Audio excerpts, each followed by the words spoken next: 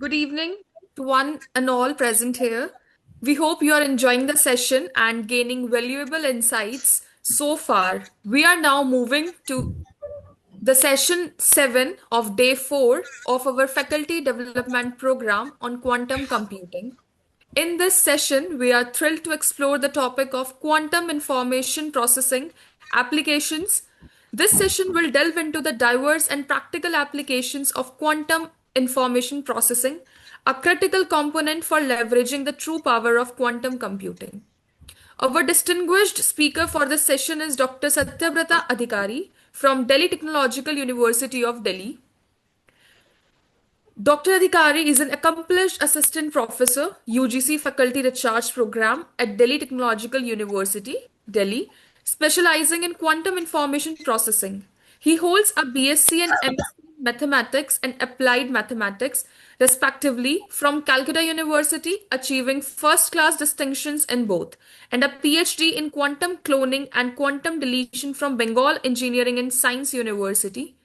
With extensive postdoctoral experience at esteemed institutions such as SN Bose National Center for Basic Sciences and Korea Advanced Institute of Science and Technology, Dr. Adhikari has also served as a faculty at IIT Jodhpur and BIT Mesra before joining DTU in 2017. His research focuses on quantum entanglement, teleportation, cloning, and cryptography, reflected in 62 impactful publications. Dr. Adhikari is a recipient of multiple prestigious research awards, including DTU's Premier and Commendable Research Awards, and serves as a reviewer for renowned international journals, contributing significantly to the advancement of quantum technologies. Dr. Adhikari is a well respected figure in the field of quantum technologies and quantum information theory. With years of research experience and expertise in quantum applications, he will guide us through the transformative potential of quantum information processing. So, without further delay, let us welcome Dr. Satyabrata Adhikari to begin this session. We are sure you will find his insights both enlightening and inspiring. Over to you, Dr. Adhikari.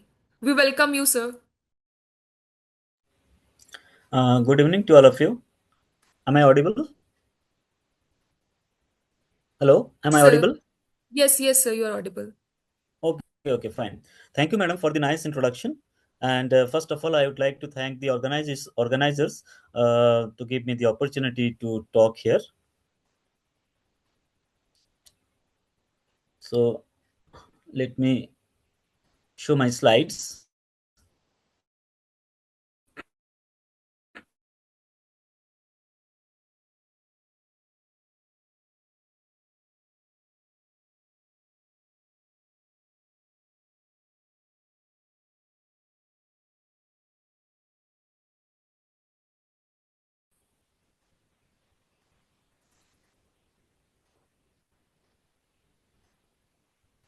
Can you please confirm that whether my slides is visible?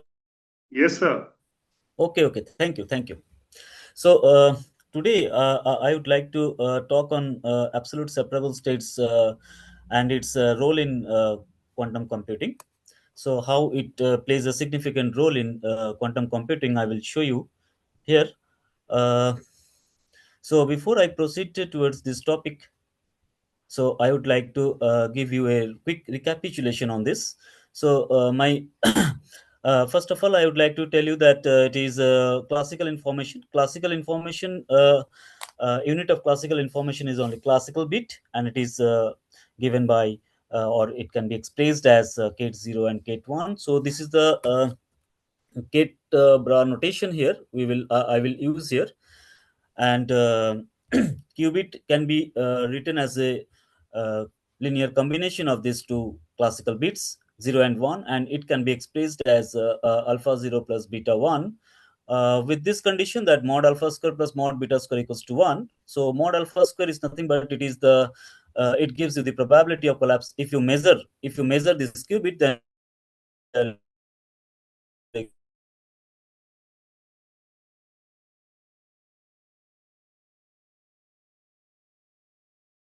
if you perform some measurement on the quantum qubit or 1, then you will get the state Kate 1 due to this measurement. So with some probability, and that probability is mod beta square. So here we have only these two exhaustive cases, mod alpha square and mod beta square. So if we add them, then we will get mod alpha square plus mod beta square equals to 1. Okay. So now this is a fundamental unit. Qubit is the fundamental unit in quantum information. And next thing, we can see here that if you would like to say any classical bit, then you have to send through a classical channel. Okay, so you need a classical channel to send a bit from one place to another place. But if you would like to send the qubit, then only classical channel is uh, not the only way to send qubit from one place to another place, but you need some another thing that may be either in the form of quantum channel that preserve coherence, or you can use this teleportation scheme to send qubit from one place to another place. But in the case of teleportation, you need two classical bits of communication and one e bits, that is one entangled or entangled shared state is needed to send a qubit from one place to another place. So this is the basic uh, recapitulation of this of this talk. So let me show you my goal here. So in this talk, I would like to distinguish between purely classical and quantum correlation.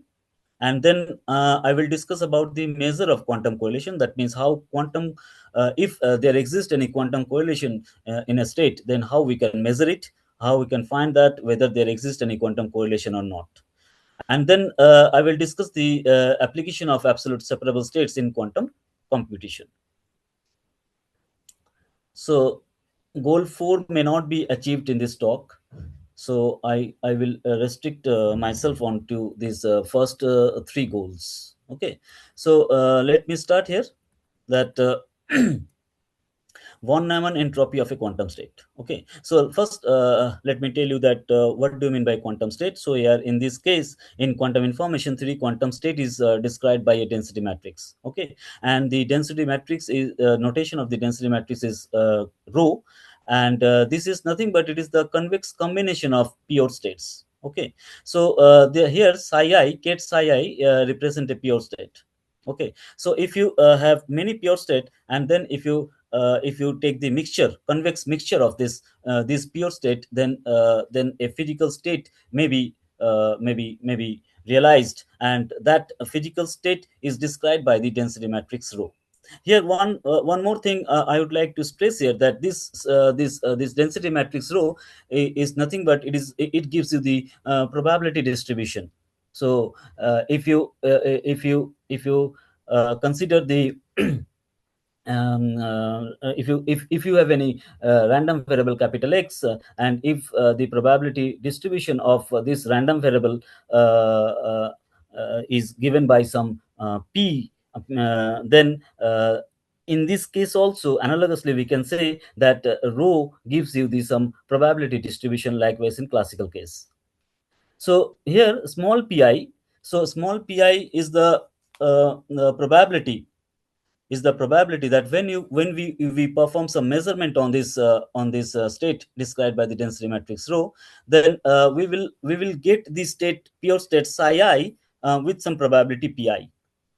Okay, so here we have defined the probability PIs PIs which can be expressed in this form, that is trace of EI rho. That means EI, what is EI? EI is the measurement operator that we would like to perform on a given state described by the density matrix rho.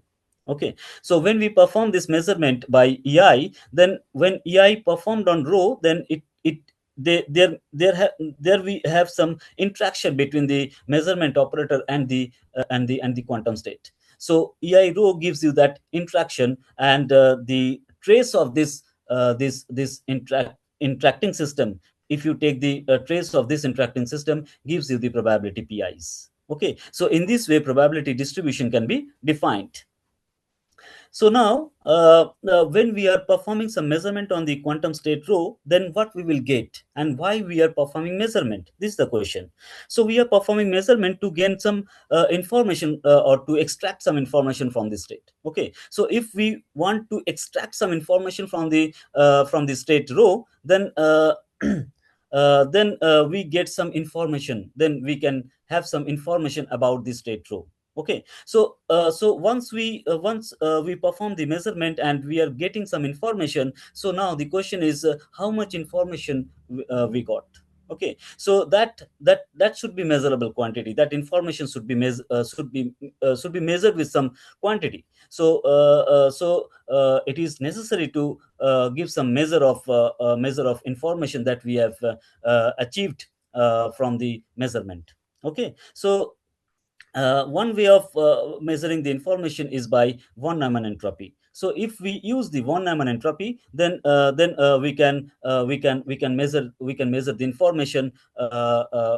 We can measure the information that we have extracted from the state row after performing measurement operator on it.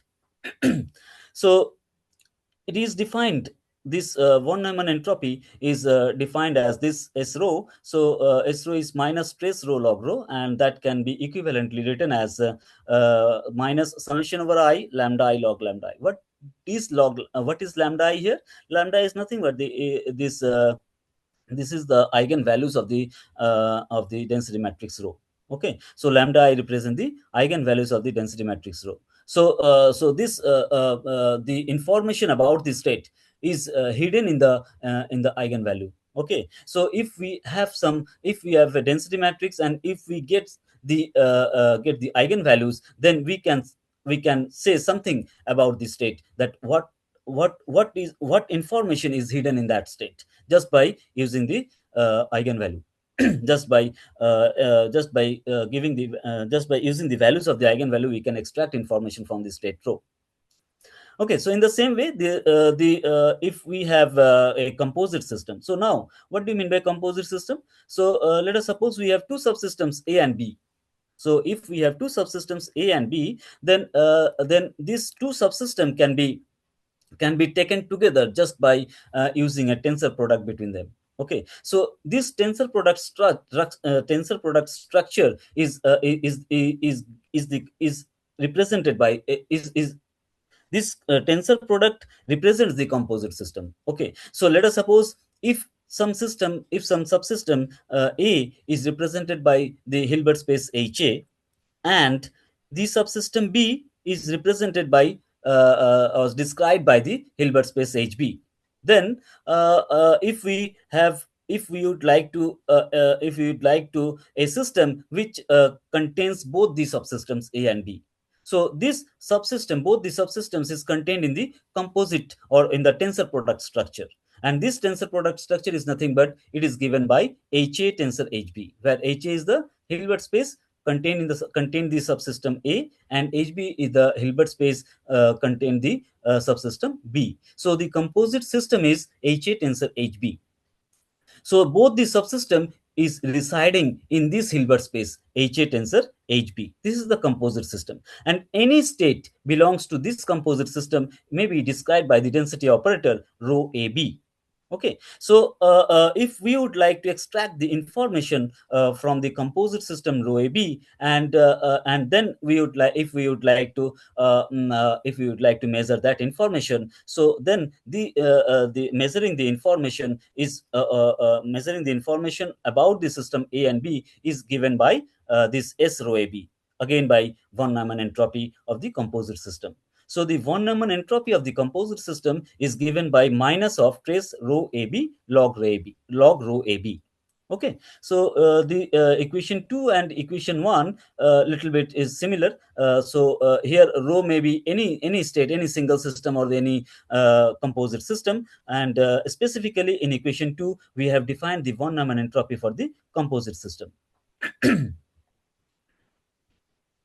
So now let us illustrate this thing just by giving an example here. So let us consider the state rho 3 by 400 plus 1 by 411.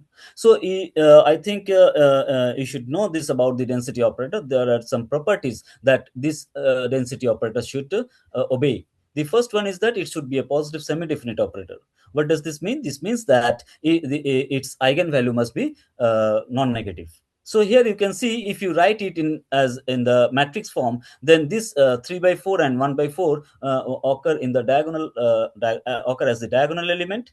And if you take the eigenvalue, if you find out the eigenvalue of this state described by the density operator rho, then you can easily calculate the eigenvalues are 3 by 4 and 1 by 4, which is greater than 0. So this means that the first property is obeyed here. That means this is a positive definite matrix. Okay, then rho equals to rho dagger. That means the density operator must be Hermitian. Okay, so rho equals to rho dagger. So here the eigenvalues are real, and you can easily observe that the density operator given in equation 3 is Hermitian also. The third property is the trace row must be equal to 1. Okay, so trace row equals to 1. This tells us that the sum of the diagonal element must be equals to 1. And here the diagonal elements of a density matrix represent the probability of collapsing the state onto the state 0 or onto the state 1. Okay, so here 3 by 4 gives you the probability that if you perform some measurement on the state row, then this state collapses onto the state 0 with probability 3 by 4. And if you again performing another measurement in the computational basis 0 and 1, and if you perform the measurement in 1, then you can easily find out that the state collapses to the state 1 with probability 1 by 4. So here we have shown that the measurement operator is given by P1, which is Ket 0 bra 0, and the measurement operator is P2, which is Ket 1 and bra 1. And this basis is called computational basis in the two-dimensional system. So here P1 row, when this operator, measurement operator, operating on the state row, then and if you take the trace, then we get this probability 3 by 4. The calculation is very simple, you can see here.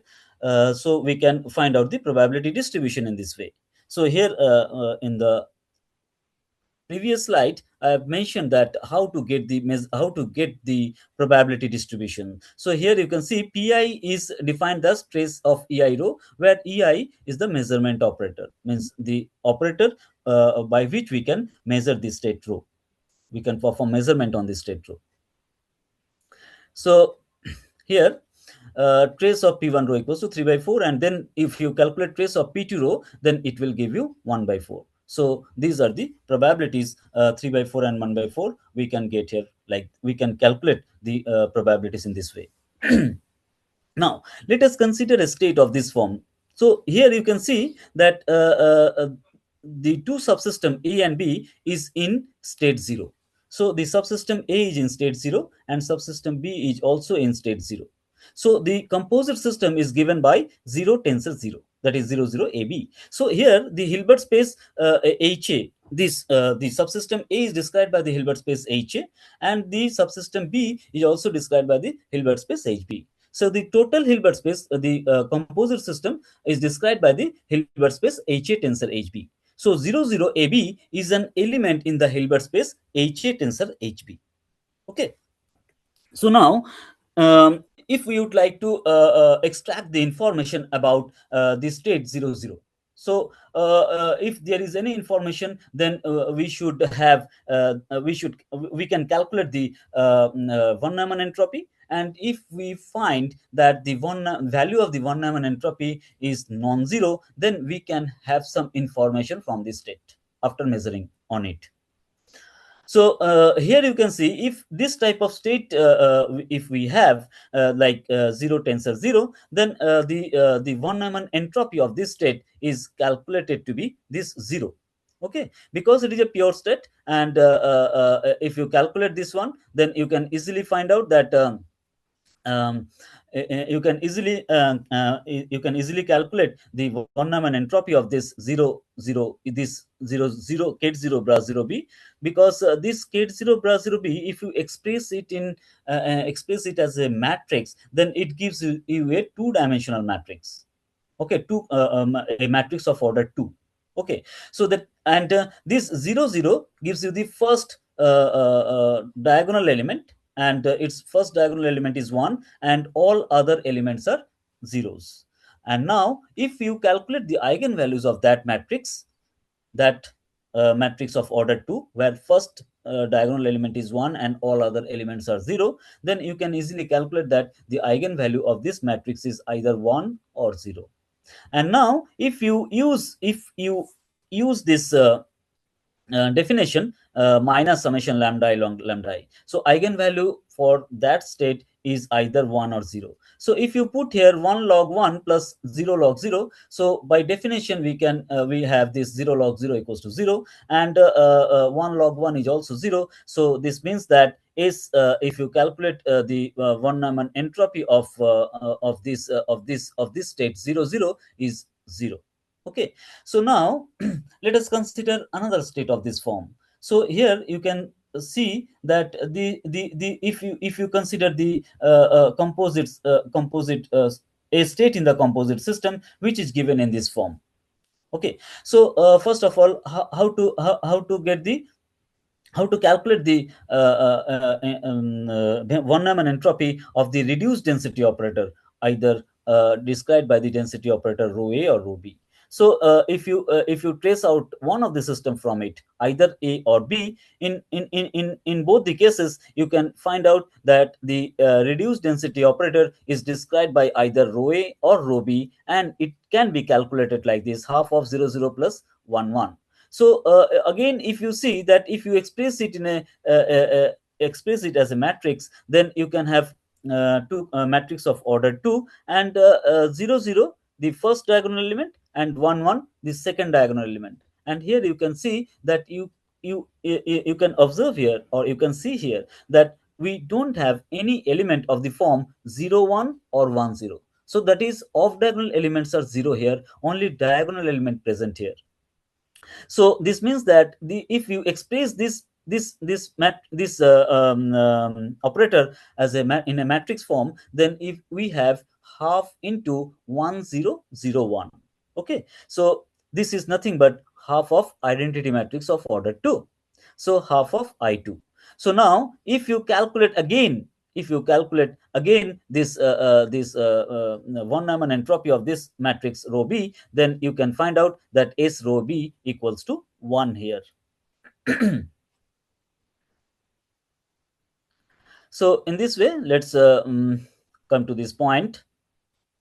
Okay, so let me give you the something like this from this example. Here you can see the first example, 0 tensor 0. Now I would like to establish some relationship between the correlation and the information. Okay, so S rho B, S rho, the von Neumann entropy of the density matrix described by density matrix rho, it is calculated to be 0 here. So that means we cannot extract, we don't have any information about this state 0. Okay, so that means we don't have any information about the system B. In the same way, if you would like to extract the information about the system A just by performing measurement on it, then you can again see that the von Neumann entropy of this state 0 is S of 0A 0A, that comes out to be 0. Okay, but here in the second example, you can see here that both the reduced density operator is given by rho A and rho B, and this is nothing but half of Y2. And in both the cases, S rho A equals to S rho B, and that comes out to be 1, that is non-zero. So here the von Neumann entropy is non-zero in both the cases. So that means non-zero means we have some information from it. But in the first case, we can't extract any information after performing measurement. So how we can see this? How we can we have any establish any relationship between the information and the correlation? Yes, of course, because here you can see that this in the first case, you can see here, if you perform any measurement on the system A, the system B is unaffected. Okay, again, if you perform any measurement on the system B, then the subsystem A is unaffected. Okay, so that means when you are performing in any one of the subsystem, the other system is unaffected. So that means there does not exist any correlation between these two subsystems A and B. And since there does not exist any correlation between the two subsystems A and B, and we can see here, we cannot extract any information from just by measuring A. And if you would like to gain some information about the system B, this can't happen because these are uncorrelated states. So you can think just you can consider an example here, example of two friends. Let us suppose A and B are two friends, and they don't know each other, or mainly if they don't know each other, maybe they are not friends. So let us suppose these two are unknown persons. So one person doesn't know about the other person. Okay, and if you would like to catch the person A and ask that person about the another person B, so that person A can't say anything about the person B because the person A doesn't don't know the person B. So that means they don't have any correlation between them. And since they don't have any correlation between them, you cannot extract any information just by asking one person about the other person. Okay, so this means that, what does this mean? This implies that there exists something that relate the correlation and information. Okay, so that we would like to study here. So what would be the relation between the information and the correlation? Okay, though this is the main basis of this talk, how to correlate between the information and the correlation. So here in the second example, you can see here, so these two subsystems, you cannot separate these two subsystems. Okay, so they have some correlation between them. Okay, so since they have any correlation, since here in this example you have correlation between the two subsystems A and B. And also you can see here that S rho B equals to 1. So this means that these two persons A and B, you can consider they are friends. And one person A, one friend A, something knows about this, about his other friend B.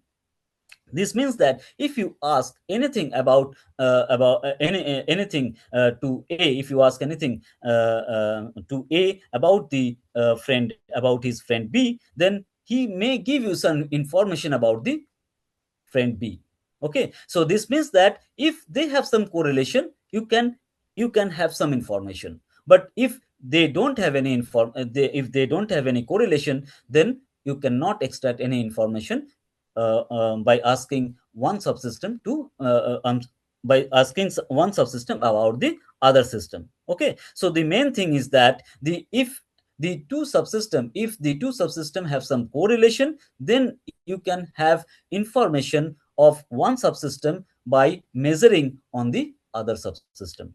This is the main thing. So I would like to go into the detail of it. So you can see here the information in a quantum state rho AB. So if you consider a quantum state which is described by the density operator rho AB, and this quantum state, this bipartite quantum state, bipartite means there are two parties, and one system is subsystem is A, another subsystem is B, and the total composite system is described by the density operator rho AB. So now the information contained in this quantum state rho AB may be split into two parts. One part is the quantum part, and the other part is the classical part. Okay, so now we will see that how we can split this information into a quantum part and a classical part. So this is the main question here. So our interest in this. So how to classify or how to split the total correlation contained in the bipartite state into quantum correlation and classical correlation. How to split these two types of correlation which is contained in the state rho AB. Okay, so to go into this, let me start from here. so so now I hope that you have understood that the information, if there is an information, that means there is some correlation. Okay, so that means this implicitly this information and correlation are related with each other. Okay, so now our task is now to find out the correlation, and then we will relate with the total information of the system. So the total correlation, now let us come to this point, total correlation. So total correlation can be divided into two parts. One part is quantum part, that can be considered as a quantum correlation, and the other part is the classical part, that can be considered as a classical correlation. So the total correlation is split into two parts. One is quantum part and another is classical part. Okay, so let us first understand the quantum correlation, and then we will come to the classical correlation. So the quantum correlation can be measured by this entanglement of formation. One of the measure is this one. There are many measures of quantum correlation, or there are many measures that quantify the entanglement. Here we are using here this entanglement of formation. So entanglement of formation is defined in this way. So here any state described by this here you can see any state described by this convex combination of the pure state. Okay, so if we would like to find out the correlation, whether let us suppose this state is a bipartite state, that means it has two subsystem A and B. So whether there is exist any correlation between these two subsystem and these two subsystems A and B. So and if there is any quantum correlation or entanglement, then we can measure this quantum correlation by entanglement of formation.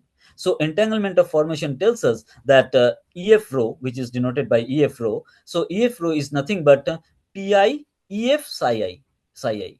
So we this entanglement of formation of the pure state psi I, but we have to take the minimum also. So that means we have to this state rho can be decomposed. This is one of the decomposition. So this has many decomposition. This rho can be expressed in many ways. There are many decomposition. This is not unique. This form is not unique. It has many decomposition. So whatever we have to search for that decomposition which gives you the minimum value of this pi e, that is E gives you entanglement of formation, E psi I psi I.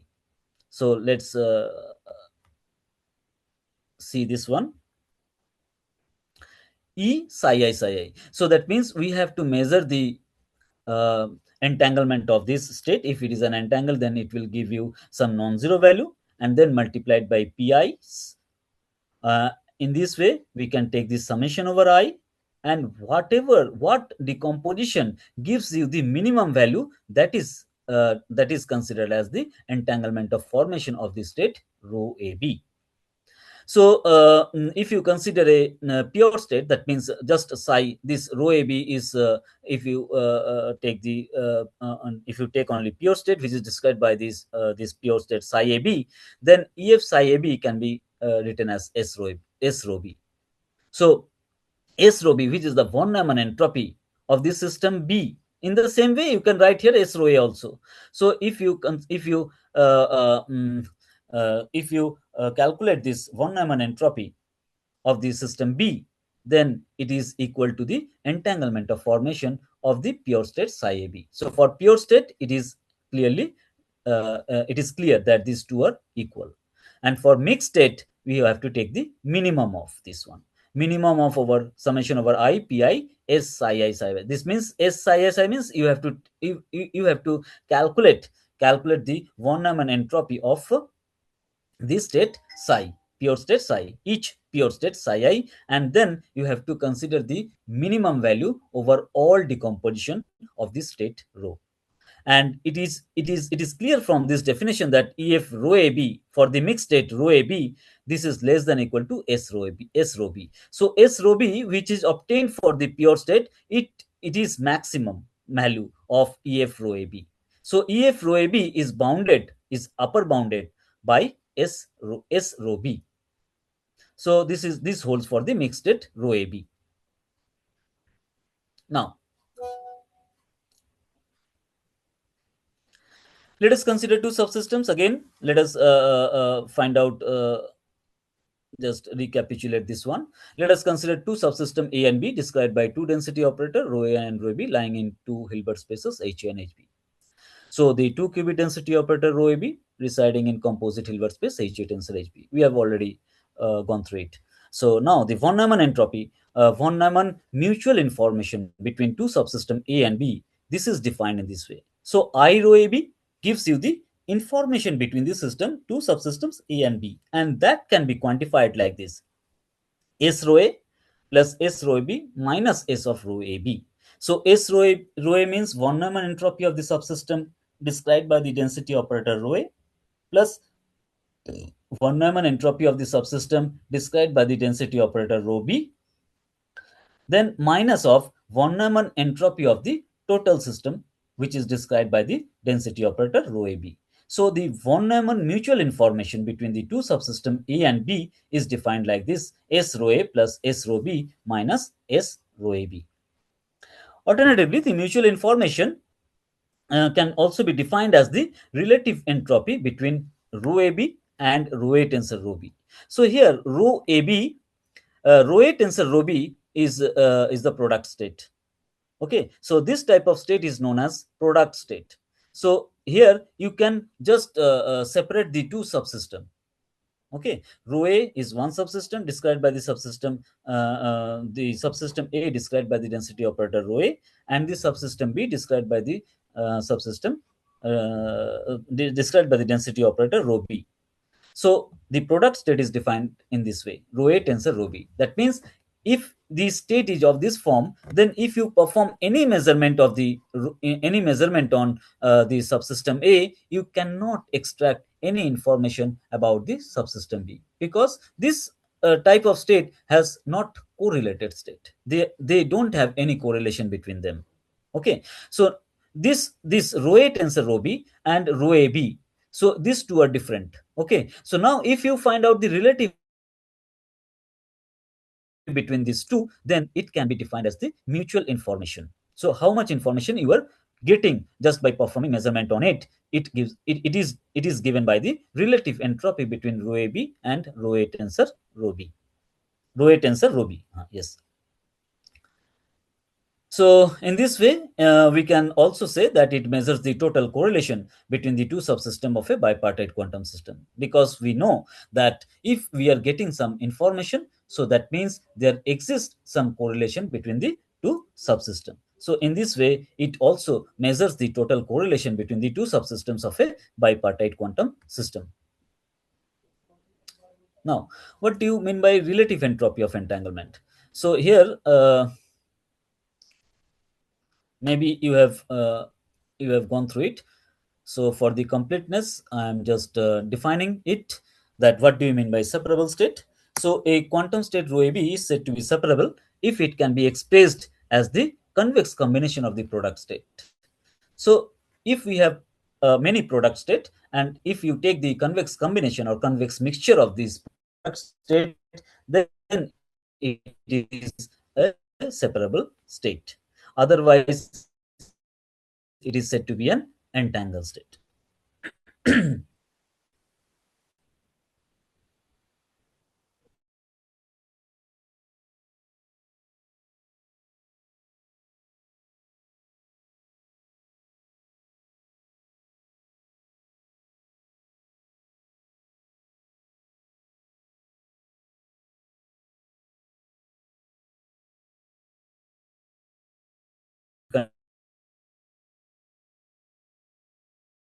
Contained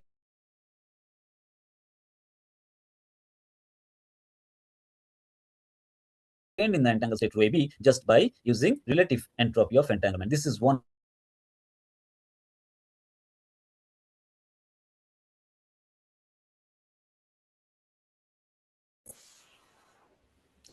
So this rho AB is the given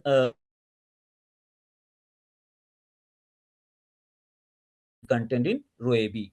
Then what we have to do? You have to take this separable state sigma AB, and you just calculate the relative entropy between the all the separable state. So there are infinitely many separable state. So just if you have if you find out the minimum of it, then it is defined as the relative entropy of entanglement. So just by seeing the definition, you can feel that it is very complex definition, and it is not very easy to calculate. It is not a very easy calculation just by using this relative entropy of entanglement. Okay, so here sigma ab is the belongs to D, where D denote the set of all separable state. So here we should note that if we find E relative entropy of this entropy of state described by the density operator rho AB. So this relative entropy is less than equal to I rho AB. So I rho AB means the total mutual information between the subsystem A and B. And RE relative entropy, the left hand side gives you the relative entropy of entanglement of the state rho AB. So this what does this mean? This means that the total mutual information between the subsystem A and B is lower bounded by the relative entropy of entanglement. So you can see here, this is not exactly equal. So this establishes a relation between the information, mathematical relationship between the information and the relative entropy of entanglement.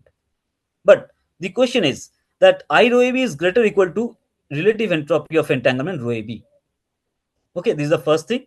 Second thing is that we have we have seen that the information is somehow related with the correlation. Okay, so that means if the two systems are correlated, we can extract some information about it. Here this mathematical relationship gives us that the total mutual information between the subsystem A and B is lower bounded by the relative entropy of entanglement. So that means this relative entropy of entanglement, so it measures the amount of entanglement. That means it measures the quantum correlation. Okay, so this total mutual information is not exactly equal to this quantum correlation. It is greater equal to this quantum correlation. I rho AB Sir, is greater equal to this one. That means total information is greater equal to total quantum correlation. sir, Okay, so this total your mutual screen is information. not visible. Hello, Sir, your screen is not visible. screen is not visible. Okay,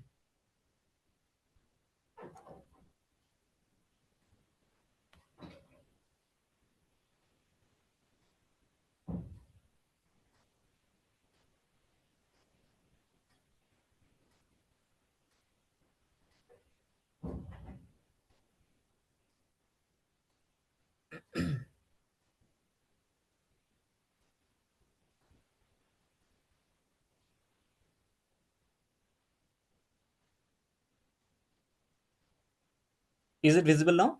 Yes, sir, yes. So when it is missing, now, this slide you have earlier slide or this slide, Sir, earlier slide also. earlier slide also. This one. Yes, sir, yes, sir. Please, sir. Okay, so may I continue from this? Yes, sir. Okay, so I have already discussed this thing. So let me go through it quickly.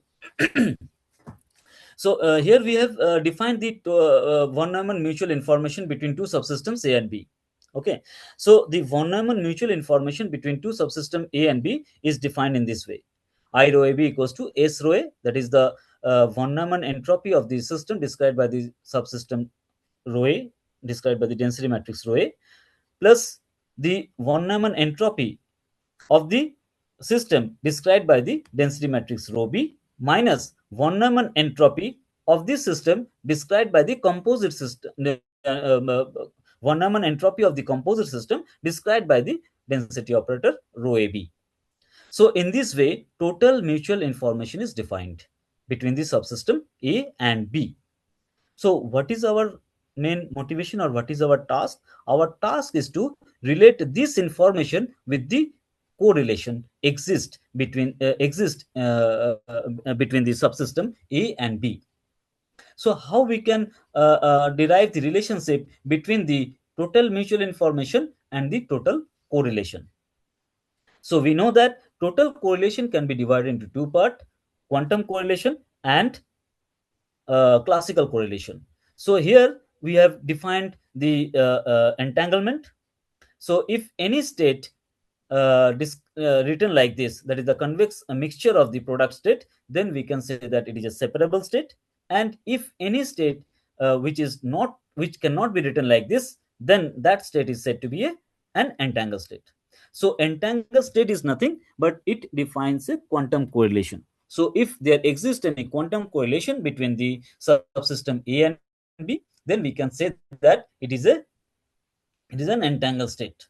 Okay, so here we would like to establish the relationship between the total mutual information and the total correlation. So one of the correlation is quantum correlation. So here we have established the relationship that the total mutual information is lower bounded by, or lower bound of total mutual information is relative entropy of entanglement. So relative entropy of entanglement is one of the measure of quantum correlation. Okay, or measure of entanglement. Entanglement is a particular type of quantum correlation. Just remember it, that entanglement is a particular type of quantum correlation. In the later slide we will see that if even the state is not entangled, but it may have some quantum correlation in it.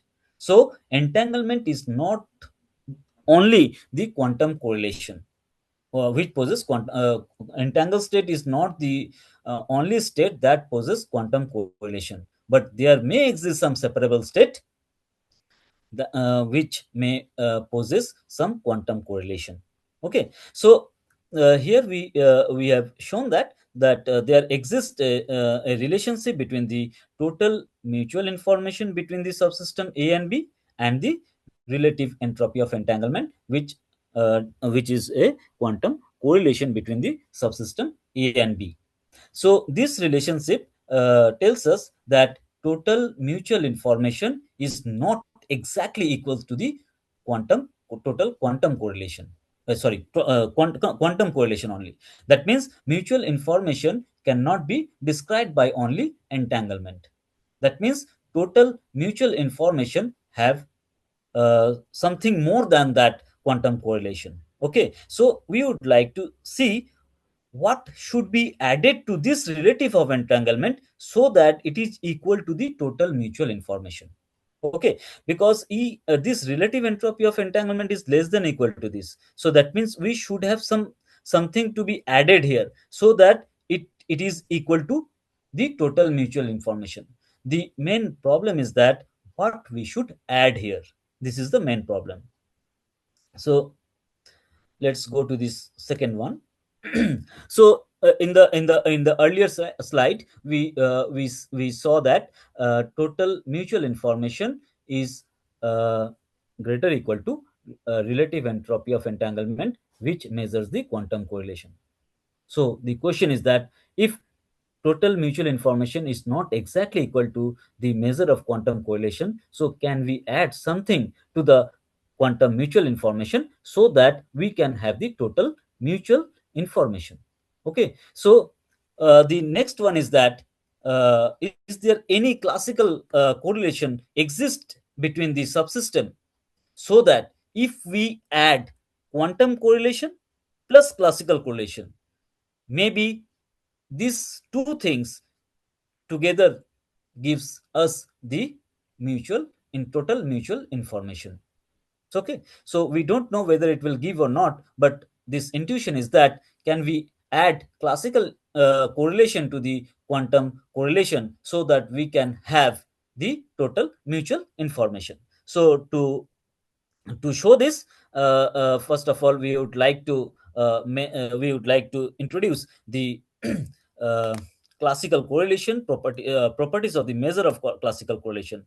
So we should first introduce the measure of classical correlation, and then we will see that measure of classical correlation should possess some properties. Okay, so we cannot use anything as a measure of classical correlation. Okay, so if you would like to introduce some measure of classical correlation, then that measure of classical correlation should possess some properties. Okay, so what are those properties? That properties is this one. So let us suppose C is our measure of classical correlation. So if C denote the measure of classical correlation, then this C should satisfy this thing. That means C equals to 0 for the product state. Okay, so that means for product state, that classical measure of classical correlation must be equal to 0. Then C is invariant under local unitary transformation.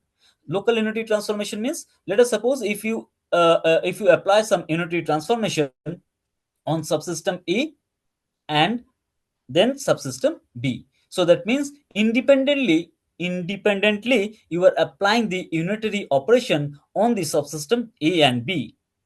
And if C is invariant under this local unitary transformation, then we can consider this C as a measure of classical correlation. So this is the second property. Third property is C is non-increasing under local operation. So if you perform any local operation, then C will not increase. Okay, C may decrease, but it should not increase.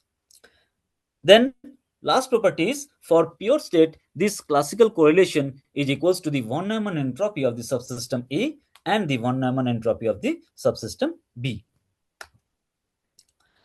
So another thing is that this measure C should be symmetric under interchange of subsystems A and B. So this means that if you replace A by B and B by A, then this measure C should not change. Okay, so it should be invariant. That is, it is symmetric under the interchange of subsystems A and B. So these properties are given in this paper, Henderson and Vedral paper. In 2001, they have introduced this measure, these properties of the measure, and just using these properties of measure, they have introduced this measure of classical correlation, and which is defined like this: von Neumann entropy of the system, which system A, which is described by the density operator rho A minus summation over I pi s rho ai. So it is the convex combination of the von Neumann entropy of the system A. Von Neumann entropy of the system A described by the density operator rho ai. So here this maximum over bi dagger bi. What does this mean? This means that since we have two subsystems A and B, so if you perform some measurement on the subsystem B, just by using this measurement operator bi dagger bi, then you the total state collapses onto the state onto the state of the onto the subsystem A state, any state of the subsystem A, and that is described by the density operator rho A.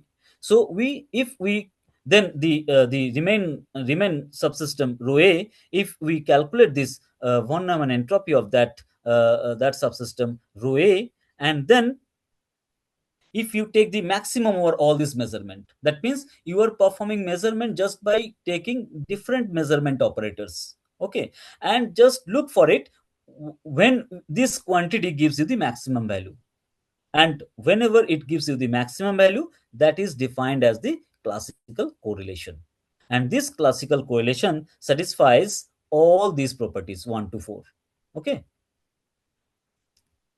so this bi dagger bi, so I have already mentioned that it denote a measurement operator performed and measurement performed on the subsystem B, and this rho ai, after performing measurement, the ith measurement, the state collapses to rho ai, and the state rho ai is given by this one, trace over B. You have to take the partial trace over the subsystem B when bi the measurement operator bi is operated on the state described by the density operator rho ab.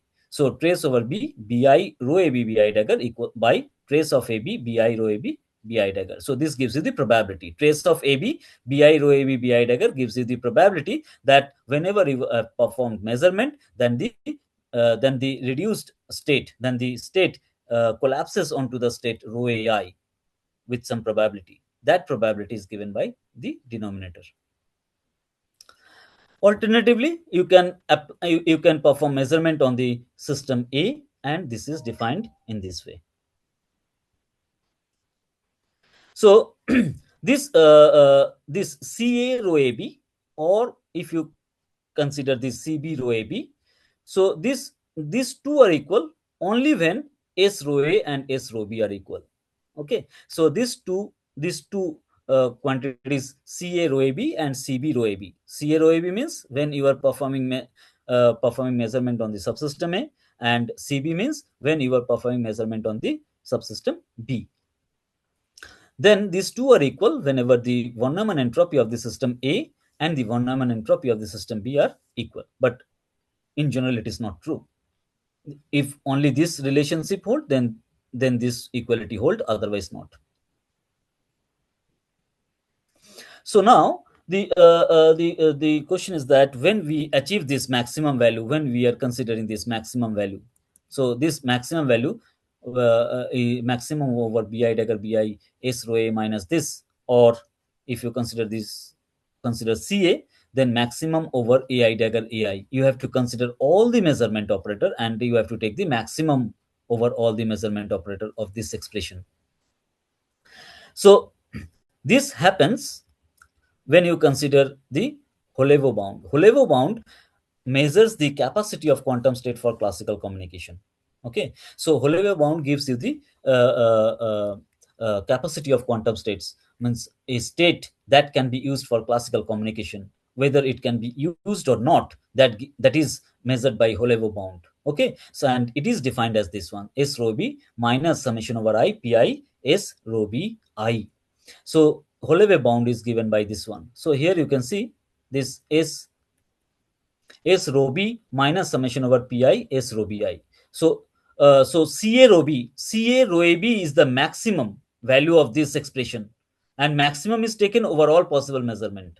Okay, so this means that, and Holevo bound is given by this one, the maximum capacity of this state that can be used for classical communication, which is given by this expression only without any maximization. Okay, so this means that if you would like to relate, or if you would like to derive the relationship between Ca rho AB and chi rho AB, that is Holevo bound, then you can easily find out that this quantity must be greater equal to, this quantity must be greater equal to S rho B minus pi S rho bi, because maximization is there. Okay, so this means that Ca rho AB is greater equal to Holevo bound.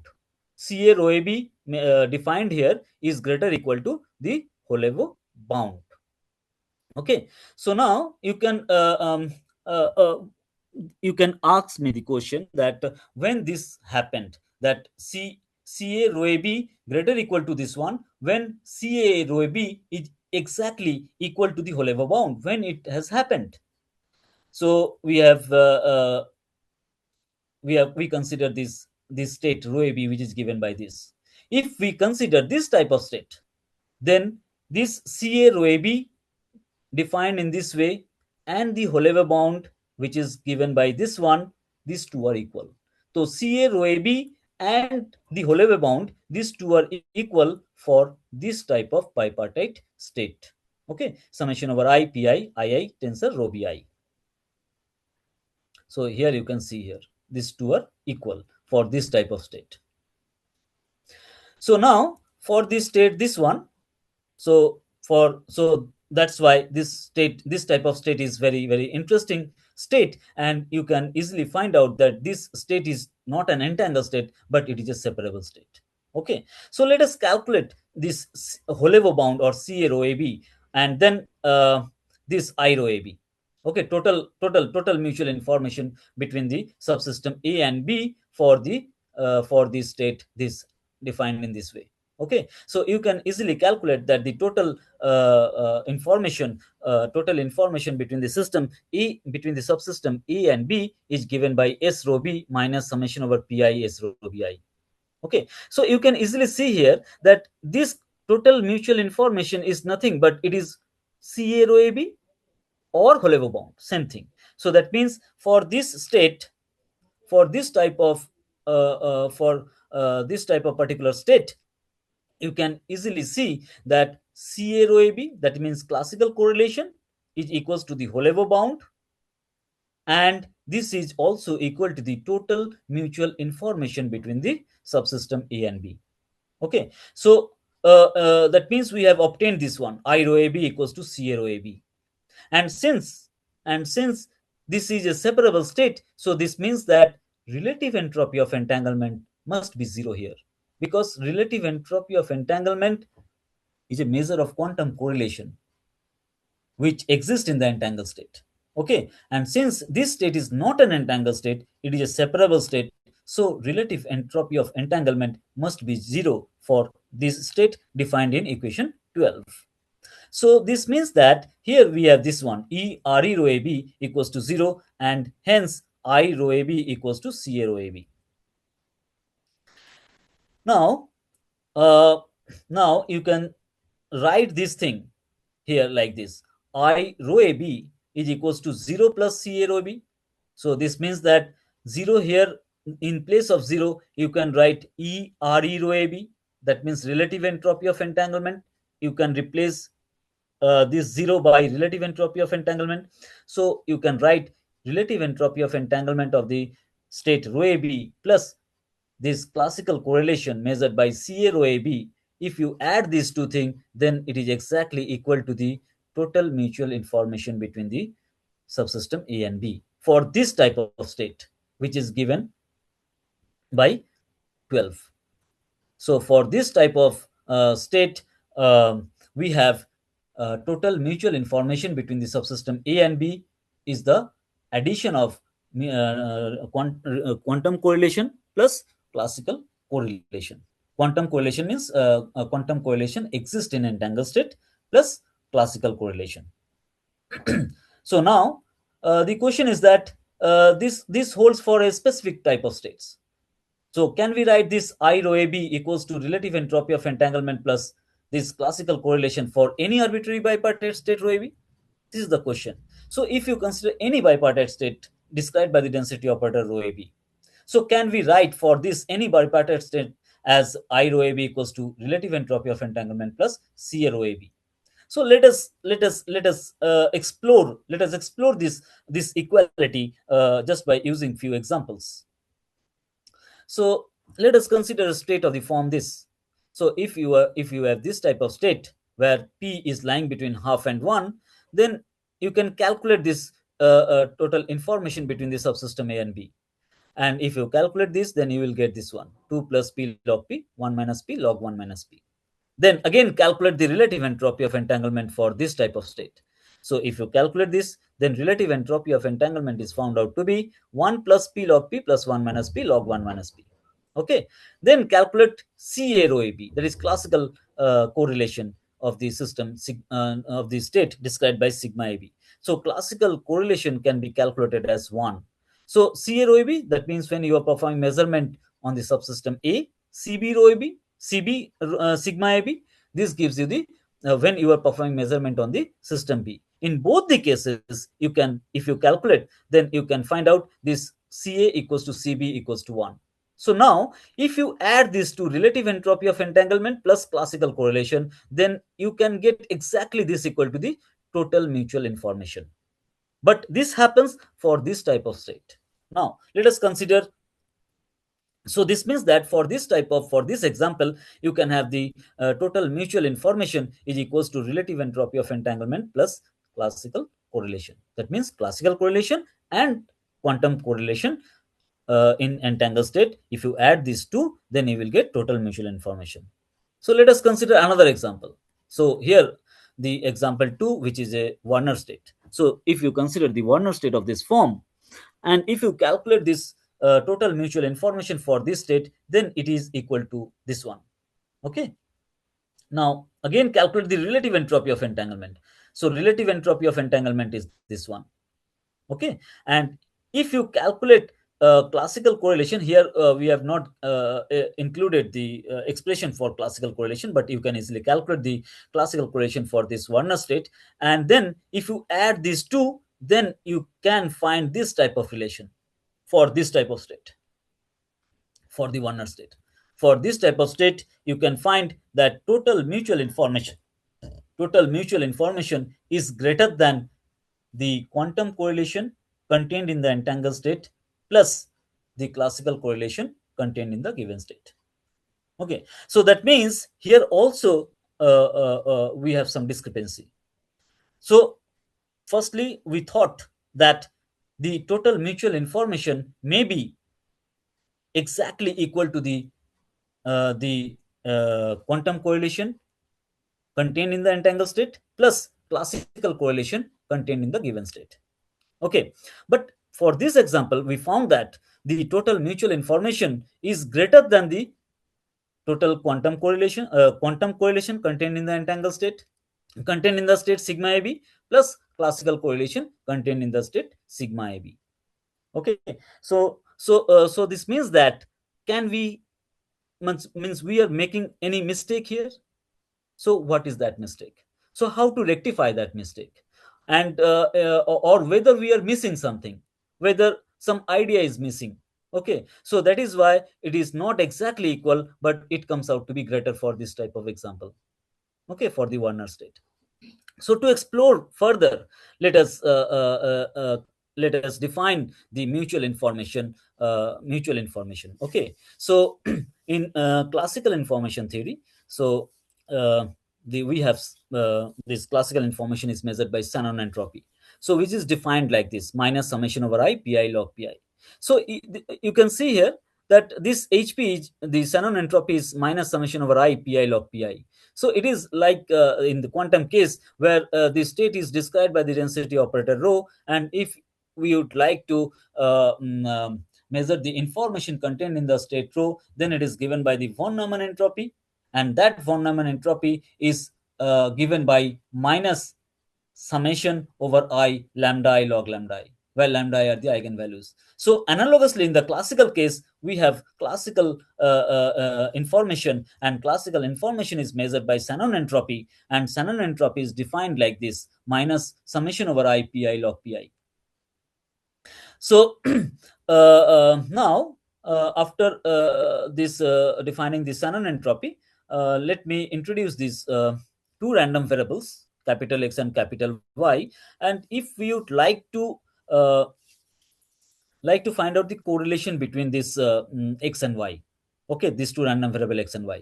So the correlation between two random variables X and Y is measured by the mutual information, this, which is defined as Jx is to Y, which is this is the notation of of the mutual information between the random variables X and Y, which is defined like this: Jx x is to Y is nothing but Hx minus Hx given Y.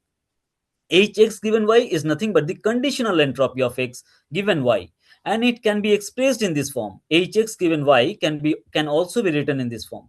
So you can follow the book Thomas and Cover, where you can get all these things. Okay, so Hx given Y, this is nothing but Hxy, this is the joint entropy, minus joint Shannon entropy, minus Hy, this is the entropy of the subsystem or the random variable Y. So the conditional entropy is can be written in this form. So now, if you use this expression of conditional entropy here in equation 22, then you can have this expression, this Ixy Hx plus Hy minus Hxy. Okay, so here Jx is to Y, this is the mutual information between the two random variables X and Y, which is defined in terms of the conditional entropy. Here we are getting another expression for mutual information, which is given by Hx plus Hy minus Hxy. Okay, so Hxy is the mutual this is the joint distribution, joint probability distribution, entropy of the joint probability distribution of the random variable X and Y. So now let's come to the quantum mutual information. So we have discussed here the classical mutual information. All these things is happening in case of in classical theory. Okay, so in classical theory, this all this expression holds, but let us see whether this thing holds for the quantum case also. So the probability distribution in classical information theory correspond to the density matrix in quantum theory. Okay, so the probability distribution in classical information theory and the density matrix in quantum theory. So density matrix is nothing but it gives you the analogous form of the probability distribution in classical information theory. So probably something is means if you have some probability distribution in classical information theory, so it's analogous to the quantum in the it's analogous in the quantum part is described by the density matrix. This means that density matrix is also gives you the probability distribution. Okay, so now uh, we have already seen this expression for mutual information in quantum case. So I rho AB, so the uh, uh, composite system is described by the density operator rho AB. And if we would like to measure the information in the composite system, and this is given by this S rho A plus S rho B minus S rho AB. So if you compare this thing with the classical case, then you can have this one. Ixy equals to hx plus hy minus hxy. Okay, so this is the another form of the mutual information jx is to y. Okay, but the problem is that this equation 24 is identical with the equation 25, just replacing the random variable capital X and capital Y by the density operator rho A and rho B, and Shannon entropy is replaced by the von Neumann entropy.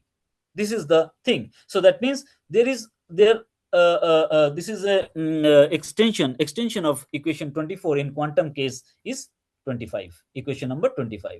But the question is that can we do the same thing here also? Jx is to y equals to hx minus hxy, hx conditional entropy, because the correlation between two random variables can also be measured by this quantity, by the conditional entropy also, hx minus hx given y. So can we generalize this to generalize this in quantum scenario or not? This is the question. Okay, so we can see here that we cannot generalize this. So it is not an easy task to generalize the expression for jxy in quantum case. Okay, so what we will do then, how to find out jx is to y, or means analogous part of jx to y in quantum case. To do this, let us consider this one. Let us consider a set of measurement operators defined as a one-dimensional projectors bk. Okay, so we are defining here some measurement operators defined as bk, and then we are performing measurement on the given system, which is described by the density operator rho AB, just by using bk. Okay, so here whenever you are performing measurement on one of the system, here we are considering the system B, so we are performing measurement, or we are doing measurement on the system B. So the first system, the first subsystem A is unaffected, so that is why we are considering here identity operator. So I tensor bk is the total measurement operator on the system rho AB. We are performing measurement on the state rho AB just by using this measurement operator I tensor bk. And after performing this measurement operator on the system rho AB, the state collapses to this one rho k. In bk is means kth measurement operator. So depending on k, the state is collapsing on rho k. So if k is 0, then it collapses to rho 0. If k is 1, then it is rho 1. Okay, so we are considering here one-dimensional projectors. One-dimensional projector in the computational basis, that means we are considering here k equals to 0 and k equals to 1. So b0 equals to k0 bra 0 operator, and b1 will be the k1 bra 1 operator. So if we are performing this measurement operator on the system B, then the system total composite system can be reduced either to rho naught or rho 1 with probability p naught or p1, where p naught is given by this, the probability is given by this expression. So then in this way we have this quantum conditional entropy we can define in quantum case. So the quantum conditional entropy with respect to the measurement operator bk is defined like this. So when we are performing measurement on the system B, then the von Neumann entropy of the system A is given by this one, summation over k pk s rho ka. So performing measurement, it depends on the measurement operator. So using this thing S rho A given Bk, we can define the quantum mutual information here. So I rho given Bk equals to S rho A minus S rho A given Bk. Okay, so this is our new definition of quantum mutual information. Okay, so earlier we are using this thing. Earlier we are using this thing. This one, I rho ab equals to S rho a plus S rho b minus S rho ab. So this is the thing which we are using to quantify the mutual information between the two subsystem A and B. But just by using this expression, we found that I rho ab is not equal to the quantum correlation and plus classical correlation. So total mutual information is greater than total quantum correlation and total classical correlation. So that means we are making some mistake in defining something. So we found here that where we can have mistake, the definition we are using to define the mutual information between the subsystem A and B is given by this one, 25. So in the classical case, this is equivalent to this one. Okay, but in the classical case, this total mutual information can be defined in this way also. Okay, so in the classical case, we have two equivalent definition of mutual information. But in quantum case, we found that these two definitions are not equal. Okay, but earlier we are using this definition. That is why it comes out to be total mutual information cannot be equal to the quantum mutual information and classical quantum correlation and classical correlation. It is not equal to that, the total mutual information. But if we use this definition, so if we use this definition, then we may get some different result. And we found that if we would like to extend this definition, classical definition, in the quantum case, then in the quantum scenario, this definition is exactly not equal. So in the quantum case, we can modify this definition given by equation 22. So that modified definition is given here. This one, this is the quantum mutual information is defined now in this way. Okay, so then just by just we have to measure the classical correlation again. We have to define the measure of classical correlation again, and the measure of classical correlation in this sense, in this whenever we are performing measurement on this system B, in this sense, we can define the measure of classical correlation is this one. So I rho given Bk. So this is the quantum mutual information, and we have to take the supremum over all measurement operator Bk. So if we consider the supremum over all measurement operator Bk of this mutual information, then we can get the classical correlation C rho AB. So classical correlation is modified here, and the modified definition is given by equation 29. So so again, here you can I can stress on this fact that the total mutual information between x and y given in 24 classical case, jxy, these two are equal, ixy and jxy are equal, but in the quantum case, these two are not equal.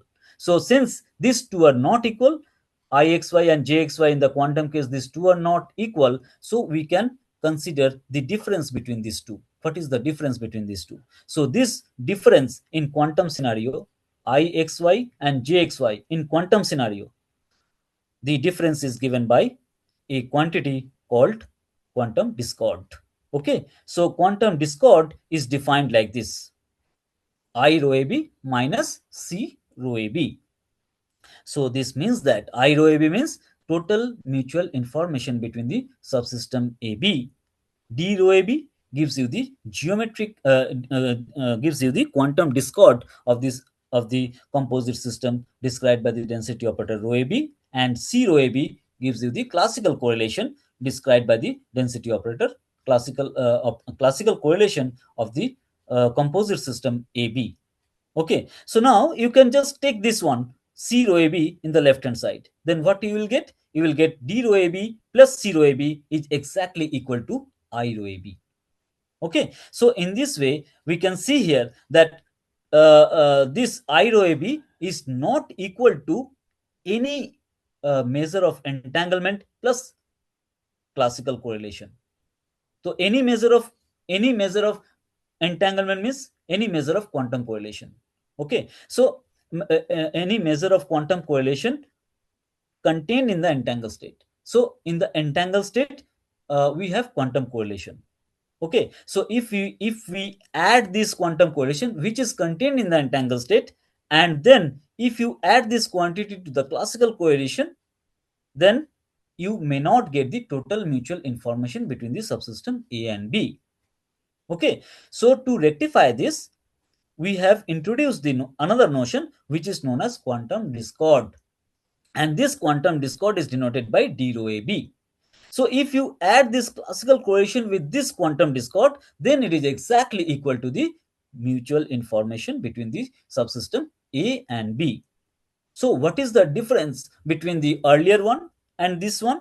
In the earlier one, we are considering the quantum correlation contained in only entangled state. In the discord, when you are using this quantum discord, this means that you are considering the quantum correlation contained in the entangled state as well as in the separable state. So this means that you can see that this quantum discord may not be equal to 0 for the separable state also. Okay, so quantum discord gives you a measure of quantum correlation in general scenario. Okay, so it not only quantify the quantum correlation in the entangled state, but also it can measure the quantum correlation present in the separable state, which we are missing. We are considering only the quantum correlation in the entangled state, but we are neglecting this fact that quantum correlation may be present in the separable state also. So here we have included this fact, and again, in just by inclusion of this and adding with the classical correlation, we can get the mutual information between the subsystem A and B. So we have considered a few examples here, which gives you that this idea is totally correct. And if discord and classical correlation you add, then you can get the total mutual information. All these are calculation supports, all these examples supports that idea. Okay, so now let me go to the absolutely separable state. So here, since we now know that separable states contain some quantum correlation which is measured by quantum discord. So we will use this fact here and show that the absolute separable state may be used in quantum computation. Okay, so how to do this? Absolutely separable state, what do you mean by this? So it is a kind of separable state that remains separable under the action of any global unitary transformation. Okay, so if you perform any global unitary transformation on the composite system, then if the state remains a separable state, then you can say that it is a absolutely separable state. Otherwise, it is not an absolutely separable state. So this absolutely separable state may or may not have some quantum correlation. Okay, so if this if it contains some quantum correlation, this absolutely separable state contains some if the absolutely separable state contains some quantum correlation, then this correlation can be measured by quantum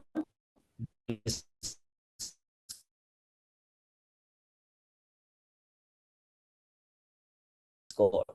Okay, whether the given state is absolutely separable or not. So to do this task, Versatrit and Ordinate and Moore they had given a the given state is absolute separable. So it is a necessary and sufficient condition. If we have two tensor 2 system, then the necessary and sufficient condition for the absolute separability is that lambda 1 less than equal to lambda 3 plus 2 lambda 2 lambda 4, where lambda 1, lambda 2, lambda 3, lambda 4 are the eigenvalues of the density operator sigma. So if the eigenvalues obeys this relation, then the absolute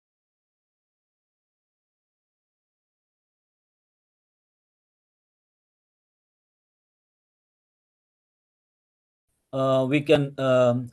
We can have some feeling that if some condition is if we apply, then there exists some unity transformation which make the separable, which keeps the separable state as a separable state, but there exists some global unity transformation which makes the separable, which transform the separable state into the entangled one. So all of you know about this Hadamard transformation.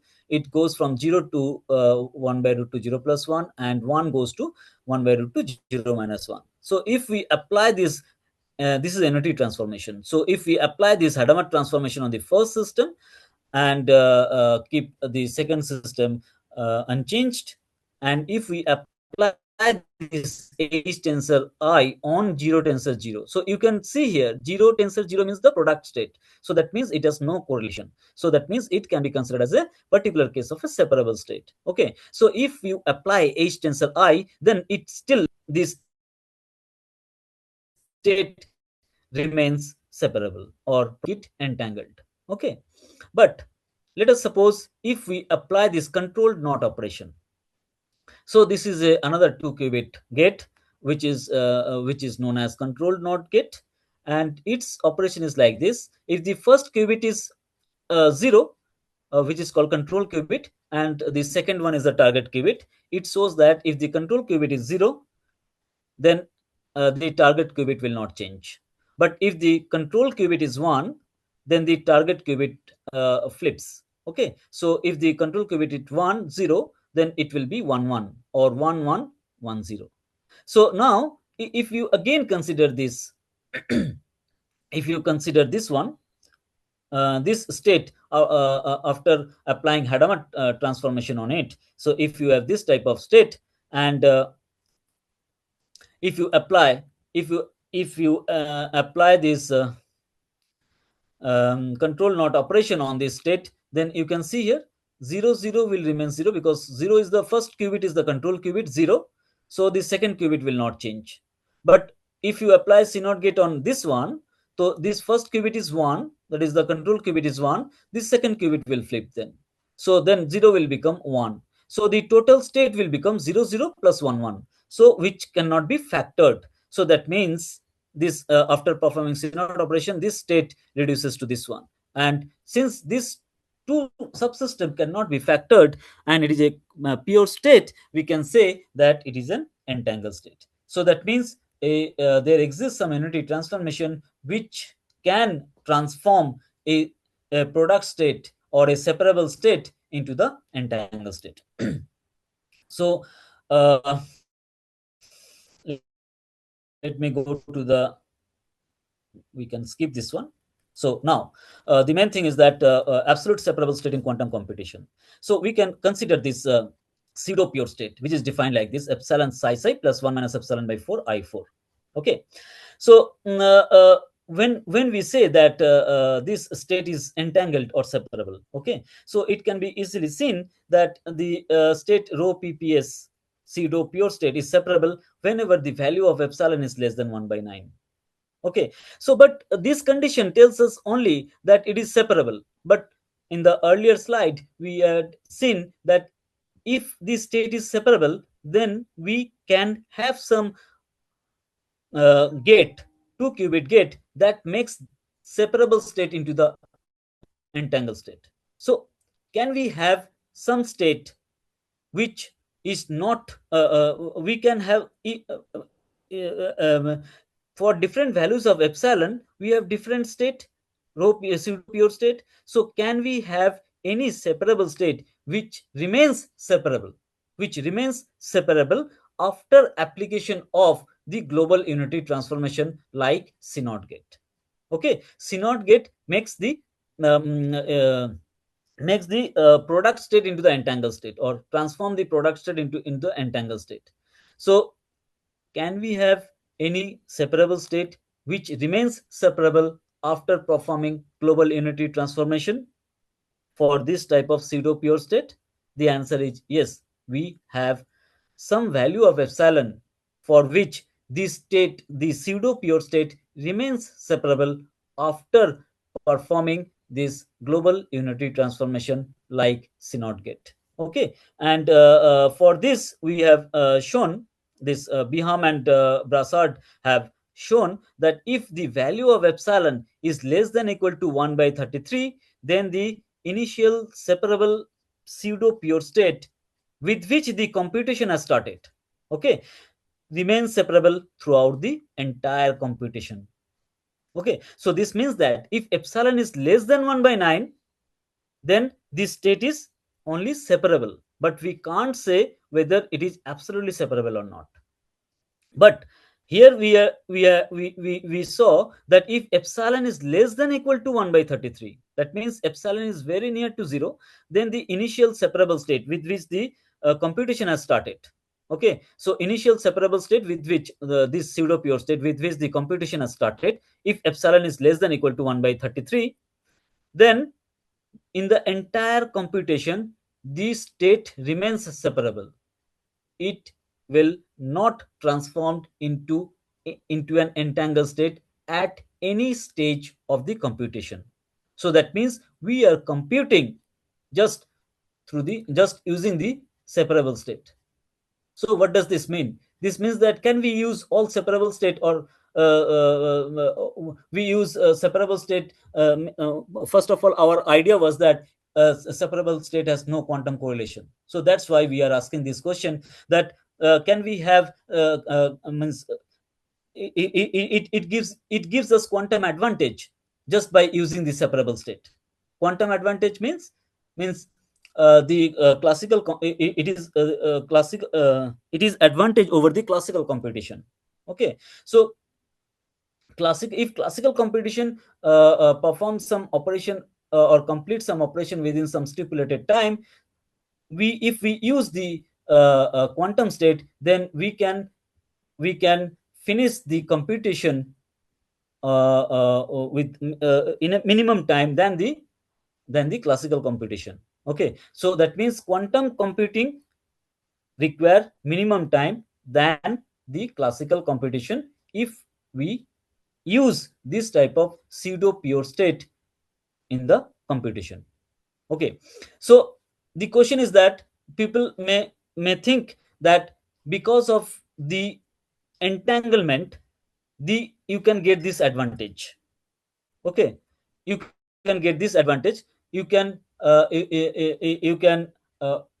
overperform the classical competition because of this entanglement, because in the entanglement also, in the entanglement you have quantum correlation, and because of this quantum correlation you have power of you have generated some power which may overcome this classical computing power. Okay, but here we have shown that if epsilon is less than 1 by 9, then the pseudo pure state is separable. So what does this mean? This means that it is not entangled. So this means that it don't have any quantum correlation. Okay, so initial thinking was like this. So but after that we saw that if we take epsilon is less than equal to 1 by 33, then the initial separable pseudo pure state with which the computation has started remains separable throughout the entire computation. Okay, so that means we cannot have any entangled state in the middle of the computation. Okay, so that means we are not using any entanglement in this computation or throughout the entire computation. So we are using only the pseudo pure state. Sorry, we are using this pseudo pure state, and it remains separable throughout the entire computation. And instead of that, we are we got some quantum advantage of it. So that means, do we have any calculation in the samples that make this work? The quantum discord of this pseudo pure state, and we found that if epsilon is lying between 0 and 1 by 33, then the discord of this pseudo pure state is non-zero, that is 1.441255 to the power minus 6. So that means discord is not exactly equal to 0, but it is very close to 0. So that means this pseudo pure state contains some quantum correlation, which is not in the entangled state, but it is in the this quantum correlation contained in the separable state, and it and the quantum correlation in the separable state gives the power of it, so that it can beat the time of classical computation. Okay, so this is the power of this quantum discord or quantum correlation that may contain in the separable state. So this is the final conclusion of that we found that the quantum correlation of the absolutely separable state measured by quantum discord, which is very near to zero, but still it is useful in quantum computation. So we have shown here that quantum correlation, which is not contained in the which is not only contained in the entangled state, but it may contain in the separable state also, and that can be measured by quantum discord. And then we have shown that there exists some state which is known as absolutely separable state, and that absolutely separable state may be useful in quantum computation even though it was separable state. And this quantum advantage was given is given by this quantum correlation present in the separable state or absolutely separable state. Okay, thank you.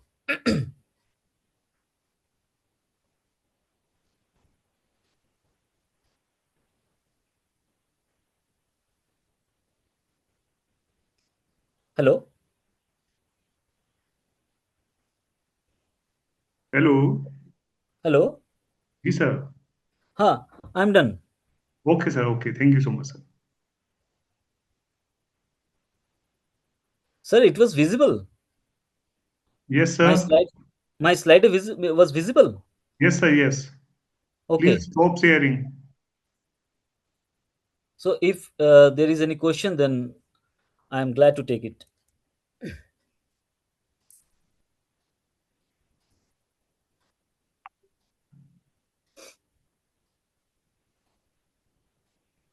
Participants, please ask any question. If you have any question, please ask them.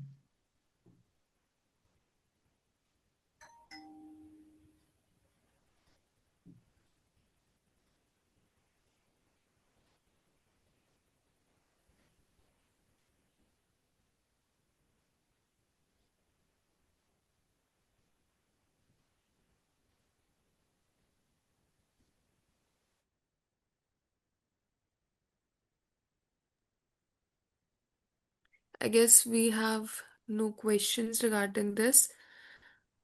Thank you, Dr. Satyavrata Adhikari, sir, for your insightful presentation on quantum information processing and applications. Before we proceed further, may I kindly request all to switch on their cameras for a group photograph?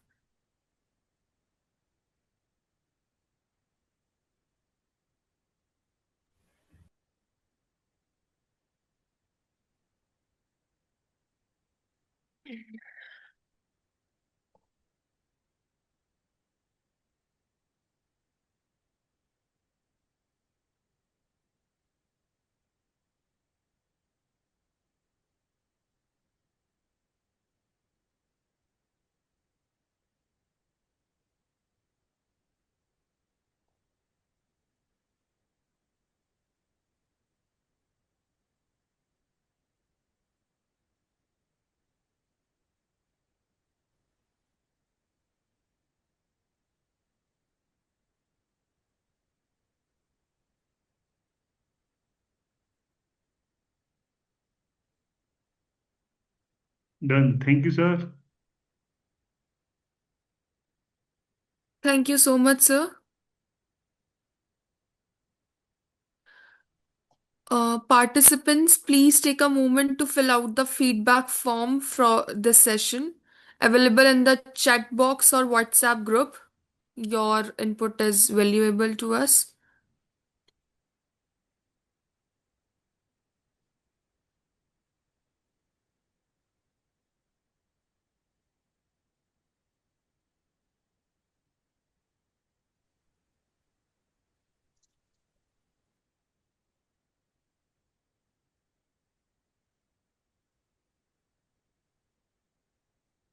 Sir, may I leave now?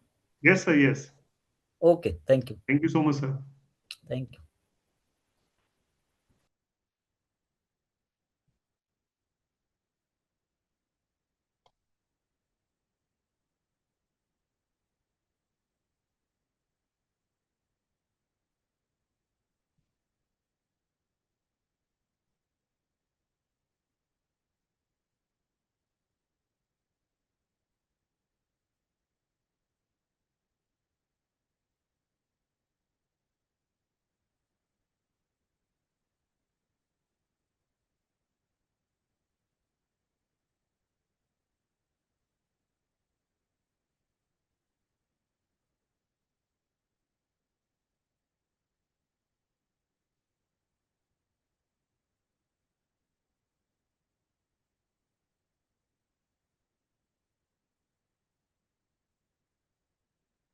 Vanika ma'am, please invite our next resource person. Oh, yes, sir. Good evening to everyone again. A warm welcome to day 4, session 8 for AICTE Training and Learning Academy sponsored faculty development program on quantum computing. We hope you have had an enriching journey with us so far, and we are excited as we are here for this session. The topic for this session is large language models, LLMs. In this session, we will explore the fascinating world of large language models and their transformative impact on machine learning and artificial intelligence. From their architecture to their applications, this session promises to give us insights into how LLMs are reshaping various industries. Our distinguished speaker for this session is Dr. Hari Mohan Pandey. He is a distinguished researcher in data science and artificial intelligence at the School of Technology, Bournemouth University, UK. He has been recognized among the top 2% of scientists worldwide in 2022 World Ranking List by Stanford University, specializing in computer science and engineering. His expertise lies in computer science and engineering, with research interests in AI, machine learning, deep learning, NLP, soft computing, and computer vision. He has authored several books, including the Elsevier publication State of the Art of Grammatical Inference Using Evolutionary Method, and has published over 120 research papers. He serves on the editorial boards of leading journals and reviews for top international conferences. He is a fellow of HEA, an award winning academic, and has delivered keynote and invited talks worldwide. Previously, he held academic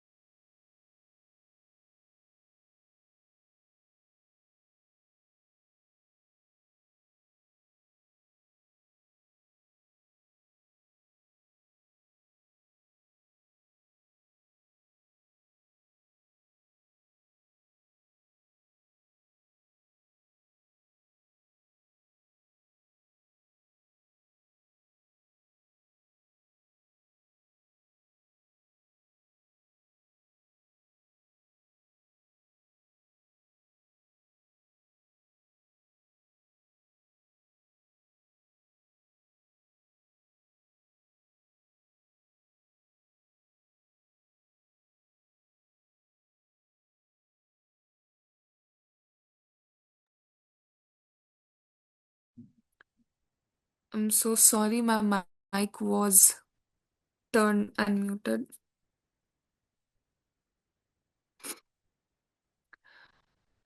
Our distinguished speaker for this session is Dr. Hari Mohan Pandey. He is a distinguished researcher in data science and artificial intelligence at the School of Technology, Bournemouth University, UK. He has been recognized among the top 2% of scientists worldwide in the 2022 World Ranking list by Stanford University, specializing in computer science and engineering. His expertise lies in computer science, engineering, with research interest in AI, machine learning, deep learning, NLP, soft computing, and computer vision. He has authored several books, including the Elsewhere publication, State of the Art of Grammatical Interference Using Evolutionary Method, and has published over 120 research papers. He served on the editorial boards of leading journals and reviews for top international conferences. He is a fellow of the HEA, an award winning academic, and has delivered keynote and invited talks worldwide. Previously, he held academic and research roles at Edge Hill University and Middlesex University, London, contributing to the EU funded Dream 4 Cars project. Dr. Pandey is passionate about fostering collaboration across disciplines and geographies.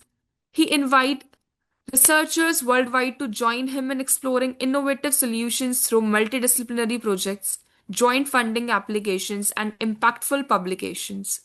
His dedication to advancing the fields of artificial intelligence, machine learning, and related technologies underscores his influential role in the global research community.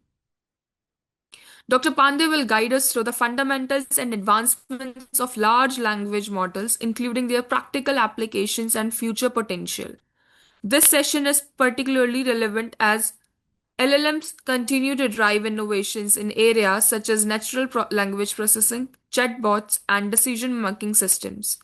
Before we hand over to Dr. Pandey, we would like to remind everyone to please keep your microphones muted to ensure a smooth session.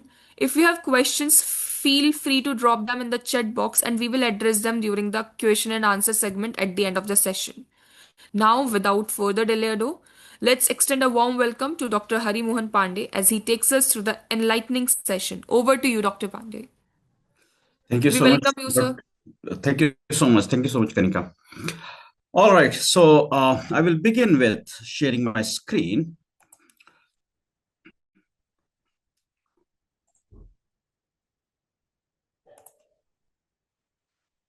I hope my screen is visible to everyone. Yes, sir. Brilliant. All right. So in this session, I will talk about large language model and applications of large language model. My name is Dr. Hari Mohan Pandey. I am a senior lecturer in the Department of Computing and Engineering, Bournemouth University. My specialization is data science and artificial intelligence. I suggest you to write down my email ID. I will share my slides once I will finish my presentation, so you can get my email ID. And if there is any question, anything you would like to discuss with regards to my presentation, you can drop me email. I am very quick in responding to my to any questions or anything which comes to my email. All right, so let me jump to my second slides where I will highlight the outline of my presentation. So for that, I have given this diagram. So all in all, I'm going to cover these topics in my presentation. So I will start with basics of large language model, the fundamental concepts of large language model, such as its architecture and basic information with regard for large language model. I will focus on the application of large language model for healthcare application. In addition to that, I will talk about some of the project, ongoing and completed project, where I applied transformer-based large language model for solving real-world problems. Then I will discuss my project, which I recently completed. And for that, I got funding from government of United Kingdom. I will show high benefits and impact of large language model. These days, large language model is a buzzword in the field of artificial intelligence. For example, generative AI, we all use ChatGPT and other generative AI based applications. When we use artificial intelligence, which includes large language model, then there are some limitations and risk involved. So I will highlight what are the limitations and risk are there when we use AI and large language model. What are the emerging trends? If you would like to use AI or particularly large language model, then what are the emerging trends, and you can explore, you can do more research in these areas. So I will highlight some areas and then real world examples. So these are the topics I'm going to cover in my session. So introduction to large language model. So what is basically large language model? Why we call it large and language and model? So model comes because the model, large language model works on artificial intelligence based model, that particularly deep learning based transformer model. So I will discuss what does it mean. And it is basically designed, when it was designed and it came into picture, it was basically designed for natural language processing. So that is the reason the term language comes in picture here.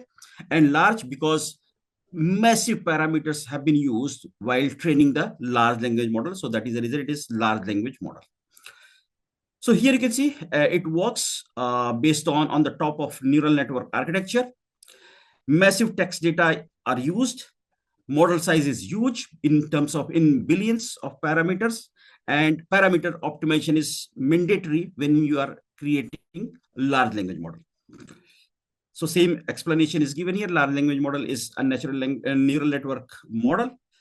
It generates text and response like human-like text. We all, I think, all the participants have experience of using ChatGPT or Gemini. So you have already experienced about large language model and how it works. So suppose you are asking a question, who is the Prime Minister of India? On ChatGPT or Gemini, then you will get a big response. Narendra Modi is the Prime Minister of India, and some information about Prime Minister of India, about Narendra Modi. Similarly, if you will ask any question or in terms of a large language model, we call it prompt. So you are basically creating a prompt, and based on the prompt, there is an AI agent. Agent analyze the prompt, and based on that, agent generate the response. So this is what large language model does. And how it does, we will discuss in this session. So it uses a special type of neural network architecture, which is called as deep neural network. And when we go deeper in deep neural network, it basically uses transformer-based model. So what is transformer-based model and how it works, its architecture, we will discuss in the coming slides. As I said, large. What does large means? Large means that it uses massive parameters in billions while training the model. And so here you can see 10 or hundreds of billions of parameters it uses when we train and optimize the model. What are the relationship? Most of the time when I teach in my class, most of the time I have observed that students get confused in finding the relationship between AI, machine learning, deep learning, large language model, and generative AI model. So after completing this slide, you will be in a position to understand the difference. And if someone will ask you what is AI, what is the difference between AI and machine learning, deep learning, LLM, and generative AI, you will be in a position to respond with example. So this diagram highlights the difference. So you can see in the core, artificial intelligence is given, a system with human-like intelligence. What is machine learning? Algorithm. So classical algorithms like K-mean algorithm, regression analysis, cluster analysis, all these classical algorithms comes under machine learning. What is deep learning? Deep learning is basically machine learning with neural network. So if neural network is there, then with multi-layers. So we will say that the network is deep neural network. So what is large language model? Large language model is a special type of deep neural network where we use transformer-based architecture, and it is specially designed for generating human-like text. Then what is generative AI? Generative AI is a special type of large language model which we can use to generate text, to generate image, to generate some kind of videos or any other application. If you would like to generate any other thing, you can use generative AI. So these are the difference between AI, ML, DL, and LLM and generative AI, or you can say relationship among them. This slide will highlight the application of LLM. So here I have given some applications of LLM. So it has application in machine translation. So you can use LLM as a translator. You can use Hindi text in Hindi, and you can generate English text for the same Hindi text. You can convert English to Chinese, Chinese to English, or any other. So machine translation, text generation, it is very popular. Sentiment analysis, text summarization, chatbot, and virtual assistants. These days, particularly in UK, NHS, the organization deals with healthcare system, has given lots of fund for generating LLM-based chatbot for supporting patients. So here I have given some application. So if you would like to develop your own large language model, then what you should do and why you should develop the large language model for solving the application. So when we create a large language model, so the large language model, that is generative AI, ChatGPT or Gemini or any other large language model which we use in our day-to-day life, is not a custom model. It is a general purpose large language model, and you cannot use it for a specific application. For example, if you would like to use a large language model for teaching your students, suppose you are teaching, let's say, mathematics, or you are teaching, let's say, artificial intelligence in your fourth year BTech student, then you can just say that you can use generative ChatGPT or Gemini for developing some ideas for their final year project, but they cannot trust on the solution which ChatGPT or Gemini will give to them. So in this case, or you are teaching, let's say, deep learning or artificial intelligence to your student, and students are asking few questions to you, and you are not available all the time, like 9 to 5 you are available to respond to their questions, but if they have some queries in the midnight and they want the solution immediately, then you are not available at 12 o'clock or 1 o'clock in the night. Then in that case, what you can do, you can use LLM, you can develop a chatbot, and student can use that chatbot. You can release the chatbot for the student, and you can student can use that chatbot and get the response immediately, and they can solve their problem. So in such situation, what you need to do, you need to develop a custom LLM. So if you would like to develop a custom LLM, then these are the steps which you should follow. So understand the LLM mechanism. First of all, you need to understand the basic architecture of large language model. Then identify LLM limitations, because if you know the limitation, you can address them effectively. Acquire pre-trained knowledge. Then you need to understand what are the initial knowledge you need to develop a custom-based large language model. Then develop your model. Then apply fine-tuning techniques to improve the performance of your model. Then apply domain-specific data set. For example, as I said, you are creating a chatbot for deep learning. Then you need to collect the information for deep learning so that the chatbot or the AI agent involved in that chatbot you have created for that chatbot will be able to fetch the information from the relevant sources and provide the response to your student. And then you can release it for custom application or a specific task. So these are the steps which one need to follow if someone want to create a custom LLM model for solving a real world application. So what are the benefits of creating your own custom-based LLM model? So the benefits are given here. So we spend a lot of time in providing solution to some application. By creating custom-based application, we can provide the solution easily. Same step is given here, almost the same step, but here you can see identify task for the domain. As I said, task is providing the solution to a student, or if you are creating chatbot for patient, then provide the solution to patient according to the disease. Develop custom-based LLM, train your model, apply fine-tuning and performance analysis, compare with general purpose LLM. General purpose LLM means ChatGPT or Gemini, and then observe the performance, and then you can release it. For example, there are two popular custom-based LLMs are already in use. First one is Bloomberg GPT, and it is used in financial application. A large number of financial sector industry, they are using Bloomberg GPT for their financial detail, or for releasing their share, increasing the price, decreasing the price. For all these applications, they use Bloomberg GPT.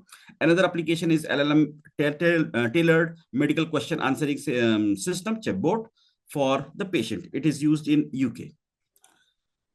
Now, the first step which you have seen here is identifying the task or domain. So suppose you are intended to create a custom LLM for, let's say, solving, or better to say, you would like to create a tutor, personal tutor for the student, for, let's say, for deep learning subject. You are teaching deep learning subject, and you would like to create a custom LLM, and you would like to call your custom LLM as deep learning tutor, personal tutor. So what are the steps you should follow for creating a custom LLM? So this diagram highlights the process or the steps you need to follow for creating a custom LLM for any application. When I'm giving the example of deep learning or healthcare or financial, it doesn't mean that the steps are relevant for these three applications only. These are the steps. These steps are generic step. You can make a little tweak in the steps, and you can make it fit for any application, and you can get the solution. So here, the steps are basically divided in two stages. Stage one is training the LLM using your data set. So what you need to do, you need to identify the domain. Suppose you have identified that I would like to develop LLM-based custom application for healthcare, or for as a personal tutor. So what you need to do, you need to collect the data for developing the LLM, because without the data, you will not be in a position to train your model.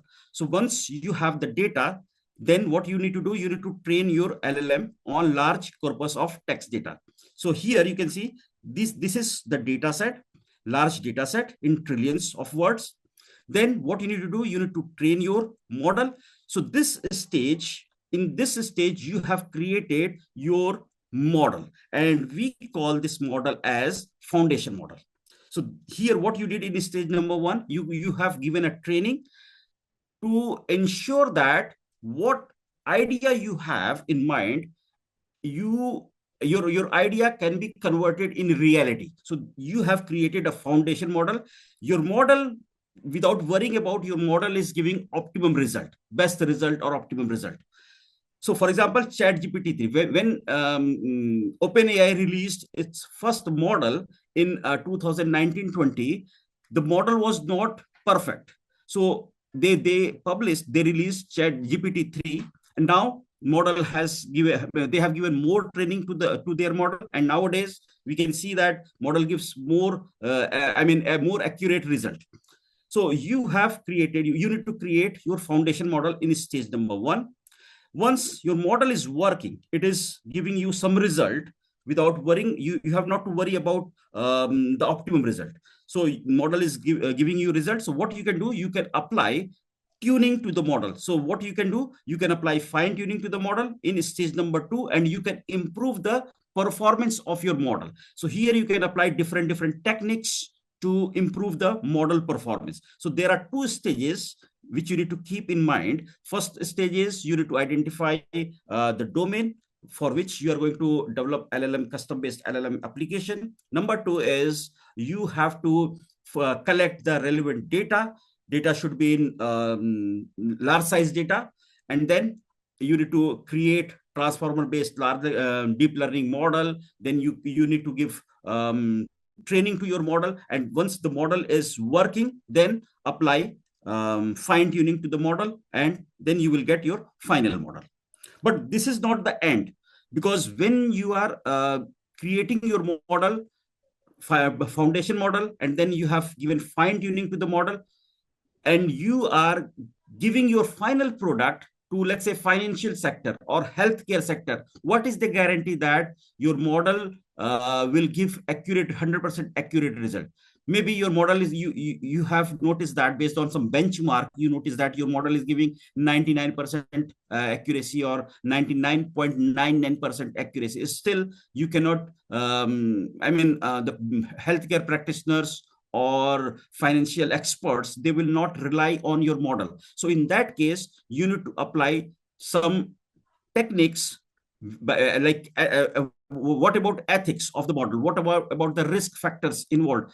If you are trusting on your model's result and you have invested a huge money in financial sector, and there is no profit, you are in loss. So it means that model has not predicted the correct outcome, and you have lost all your money. Or you are treating a patient has asked any question to the LLM bot, and LLM bot has recommended something to the patient, and patient has applied those steps, and patient is facing more trouble. So you need to, once you will apply fine tuning, then you need to apply ethical consideration for using the model at the final stage. I will discuss all these steps one by one. So there are 2 steps which generally we follow. The first one is foundation model. Second stage is fine tuning of the model. When we create a large language model, we use neural network, a special type of neural network, that is deep neural network, a special type of deep neural network, which is transformer-based neural network. So the transformer-based neural network, the foundation of transformer-based neural network is recurrent neural network. So the idea is there is a hierarchy in the bottom layer. RNN will work. On the top of that, transformer-based model will work. And then on the top of that, you are creating your LLM-based application. So what is transformer model? You should know. So here I will discuss transformer-based model. So transformer-based model is a special type of deep learning model, and it is specially designed for text, that is for natural language processing. The idea is given here. So it has encoder and it has decoder. So this is an example. I will show you the example. Let me show you the example first so that you can see. I think I need to share my screen again.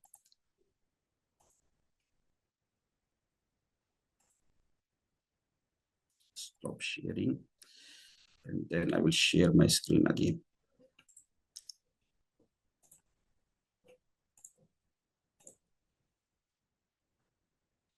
Yes.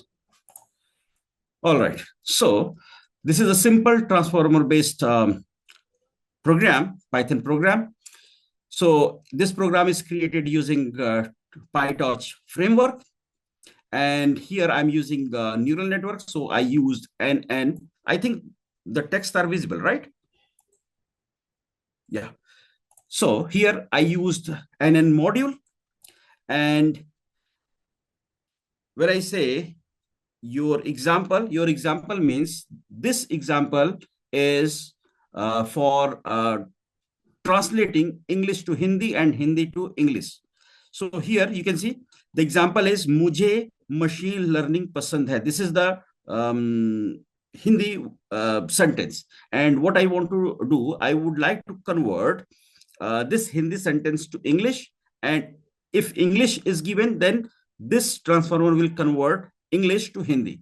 So there should be a proper mapping of English character with Hindi character. So in English, it will be I love machine learning. In Hindi, this is what I would like to get. मुझे machine learning पसंद है. So here you can see this is my example. So when you will see your example means the sentence or the prompt you are using for testing your model.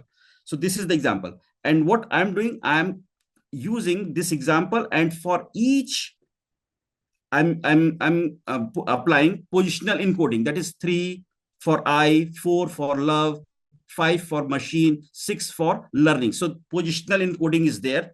That is here. You can see positional encoding. Then I'm applying dot product for attention mechanism. Then multi-head selection, a multi-head attention. I will discuss all these things one by one. After that, I created my feed-forward network.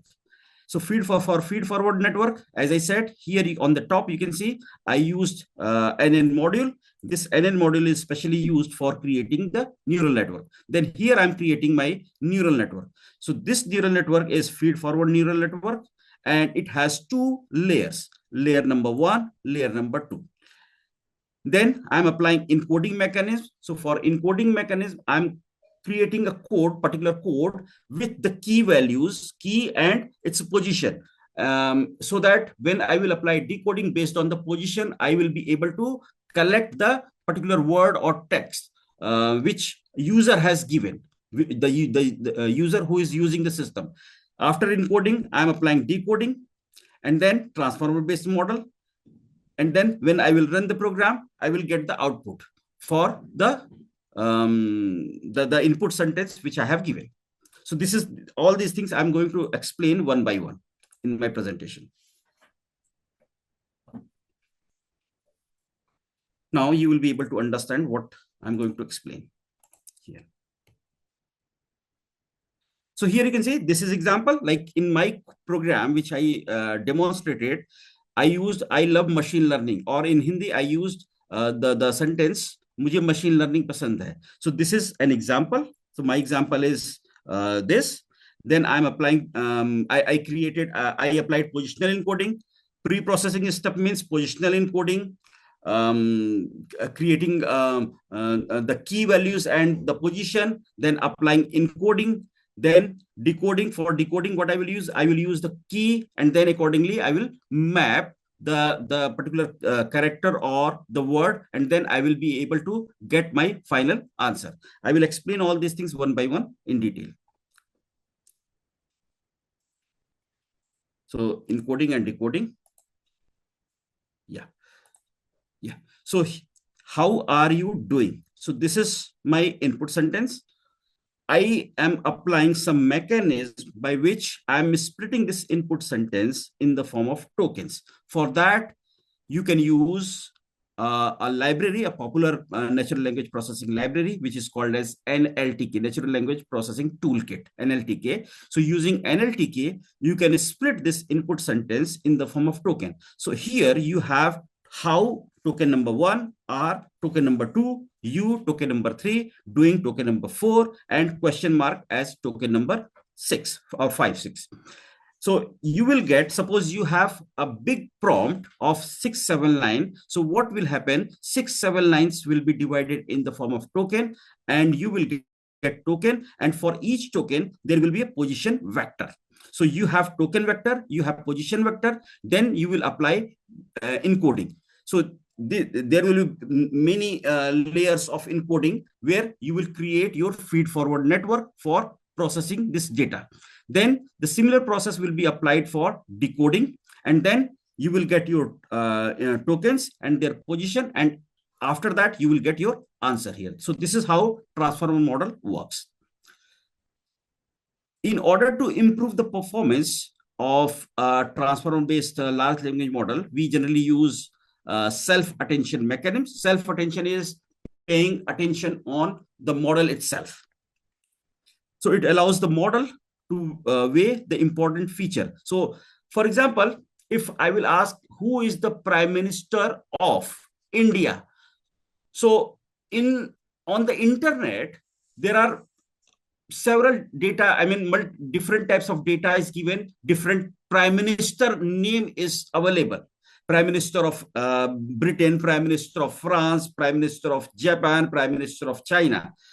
But what agent will do, agent will apply some logic, some rationality, and based on that, agent will collect the name out of hundreds prime minister name, and agent will identify Narendra Modi is the Prime Minister of India. Similarly, if I will ask a question, Cristiano Ronaldo is, if this is my question, if this is my prompt, so Cristiano Ronaldo is maybe cricketer, maybe teacher, maybe professor, maybe doctor, maybe basketball player, but agent will analyze all this information because agent is collecting all this information from the data available on the across the net. So agent, how the agent will get to know that I need to select footballer. So in order to get this information, we apply a technique so that agent will be able to learn the importance of the prompt user has raised or user has asked. So that technique called as self-attention mechanism. So Cristiano Ronaldo, so name is Cristiano Ronaldo. So Cristiano Ronaldo's name is related, associated with football everywhere. So agent will understand that Cristiano Ronaldo is associated with football, not with cricket or any other game. And then you will get the response, Cristiano Ronaldo is a footballer. So this is and how the model does all these things based on self-attention mechanisms, understanding the importance of the particular word which should come in the sequence. So this is self-attention mechanism. So you can see the concept of self-attention mechanism came into picture in 2017 by Vaishnavi, and then researcher has used this self-attention mechanism to develop transformer-based architecture, and transformer-based architecture was particularly designed for solving natural language processing task.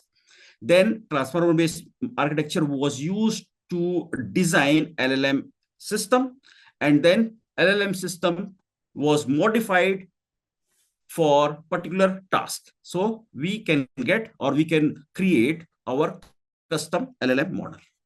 Some applications are given here. So what is self-attention mechanism? Understanding the importance of particular word, long-range dependencies, checking the dependency of the sentence, and then finding the relationship. So these are the tasks of self-attention mechanism. So here I have given the important explanation of what is the role of encoder and decoder. So before that, I just want to check. I mean, I hope you will be able to understand what is the role of tokens, what is the role of position, and then feed for encoder and decoder. So here I will discuss what is the role of encoder and decoder. So encoder has two layers. In this case, you can see there are two layer encoder. This is layer 1 encoder. This is layer 2 encoder. So multi-head self-attention, add and normalize, feed forward network, add and normalize. So this is layer number 1. This is layer number 2. So like this, there will be n number of layers to process the input data. And we all the time we will use feed forward network. Similarly, for decoder, here you can see there are 3 layers, 1, 2, 3 for decoder to process the data. There may be n number of decoder layer. It is up to the developer. And then using the positional encoding, you will process that data to the deep neural network, and you will get the final answer. Here I have given the link. If you will read this article, you will be able to understand encoder decoder mechanism in detail. Now I will discuss some ongoing or completed project using LLM. These are my projects. So I will first begin with Jima SQL. So this project, the purpose of this project was to create LLM-based system by which we can generate SQL queries. If you have studied SQL or DBMS, you know SQL plays a vital role in processing the data, particularly in database management system. And for SQL, we need to learn lots of command. Here, the idea of this project is we can use simple text, and using the text, GMySQL will process the natural language, and it will convert the natural language in the form of SQL query. You have not to learn or memorize the command. So here you can see GMySQL is developed on the top of a GMA2B architecture. I used GMA2B pre-trained model to develop GMySQL, and it has two variants. One is GMySQL and another one is GMySQL instruct.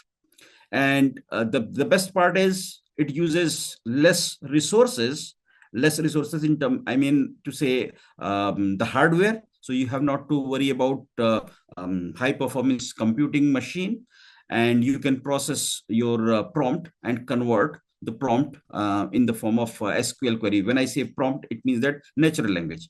So you have to have your data set. Remember, your data should be in the form of questions you are asking.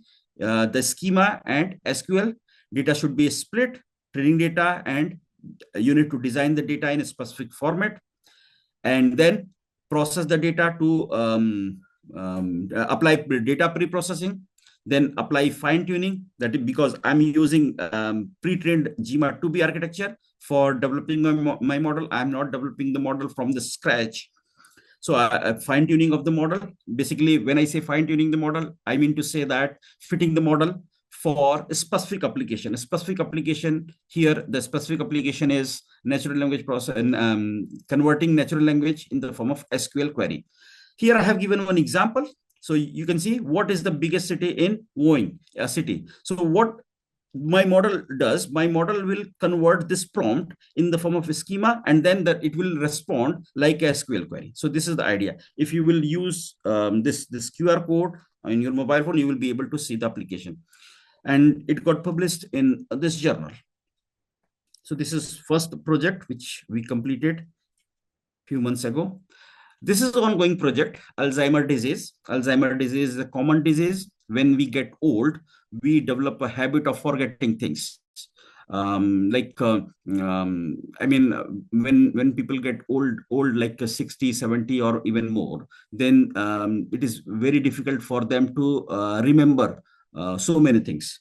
So this project will help them to fight against Alzheimer's disease. So for that, you can see, you just observe what I did here. I identified my domain. So my domain of application is Alzheimer's disease. I would like to use LLM for this. So first step is done. Now the second step is where I will get the data. So for that, I did some research and I got to know that there is a data bank available. So I try to get the data, but as a external user, I was unable to get the data because of some policy. So I contacted the data owner, and they asked some questions. They had a form, and I completed the form. I contacted them, and then I got the membership of this society. And now I am able to use their data, and I myself and my team is working on this project. Another project which we completed a few months ago is video-based LLM application. This data set is publicly available.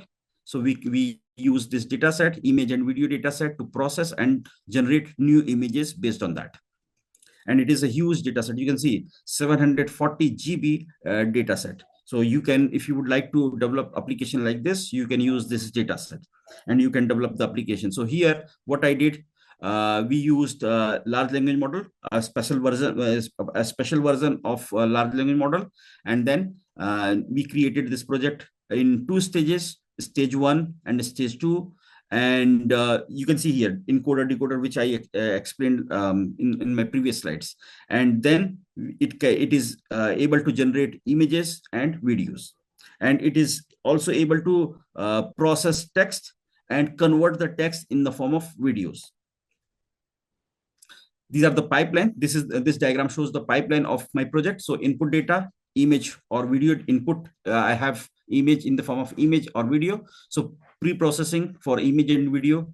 We need to follow different steps. So for image processing, for image data pre-processing, for video data pre-processing, then developing the foundation model at this stage during the training, and then applying some other steps for fine-tuning, and then at the end we got our final model. This is another project. This is an interesting project, and this type of project is, I think, this type of project is not in existence. Developing a robot where we are applying LLM-based application. So this project, once this project will be ready, there will be a robot which will sense from the environment and perform human-like action. And then we got inspired by these two articles. These two articles are very interesting, and I recommend you all to read if you have some interest in human-computer interaction or in robotics. So we are creating the arms. So you can see initially we created the arm using SolidWorks. So we created the design for the robot arm. And then we ask a company to develop a physical arm for the robot. So you can see we are assembling the robot arm, and then once it will be ready, then we will start writing the program, and then we will deploy our program to the robot, and we will check the working of robot, and then we will improve the performance of the robot. So it will sense from the environment and behave like a human. And our plan is to integrate it with our other project. Another project which is ongoing is climate proofing healthcare using LLM. So the idea of this project is applying LLM to develop a chatbot like application for supporting the people who are struggling with climatic change, particularly for pregnant women.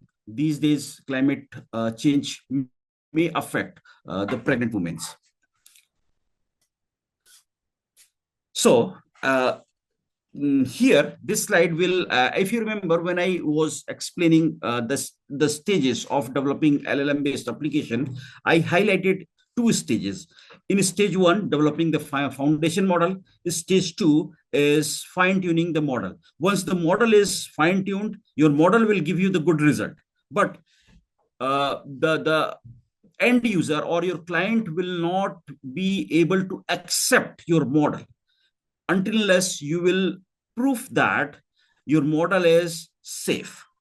So in order to check your model is safe for end user, nobody will use your model. So for that, you need to apply explainability to your model. So for explainability, you can use these techniques like Lime, Shape, GradCam, IBM AI, Fairness 360, Evident AI. So depending upon your data, you should select the appropriate tool for explainability. For example, Lime and Shape, these two are especially used for text data, text or numeric data.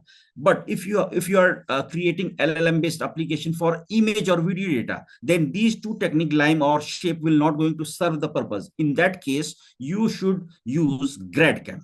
So you need to understand your data, your model, and based on that, you should select the appropriate explainability tool so that you can say to your client that I created a foundation model. I applied these are the fine tunings I applied, and my model is giving the accurate result. And in addition to fine tuning, I applied explainability concepts, and you can trust on my AI model. So this is the idea.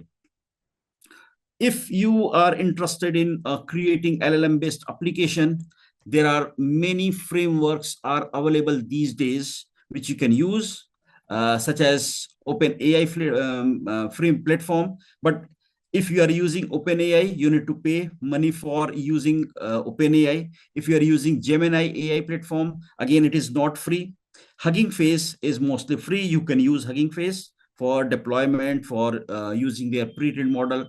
You can use RAG for LLM development. One thing which LLM model developers struggle is when they develop the model. For example, you are using ChatGPT.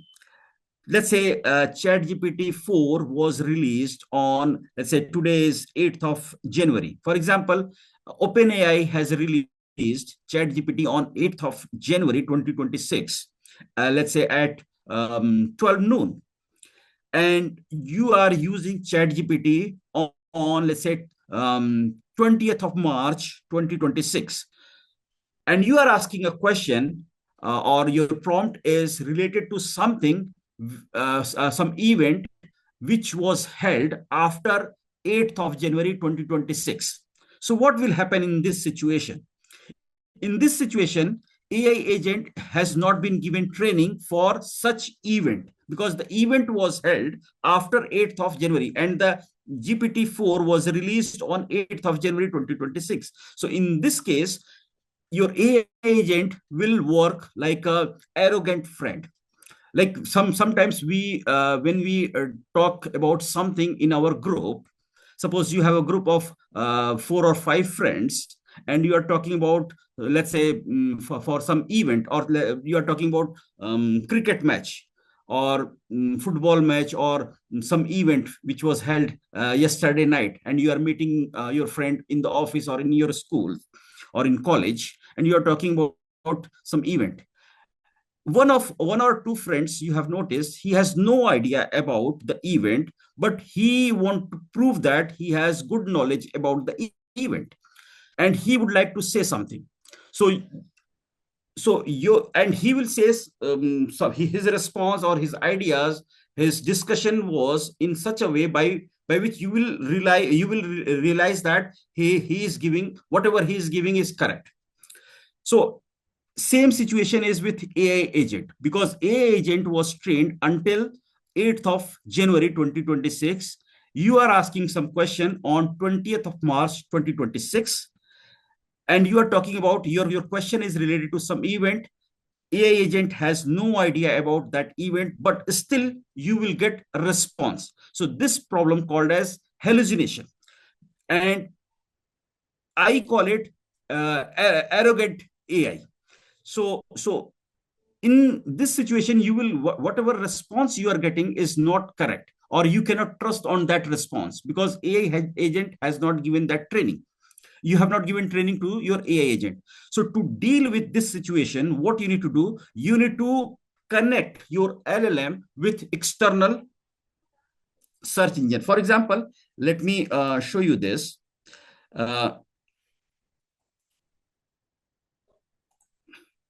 This is your LLM. This is your LLM, and user is here. You are asking your questions.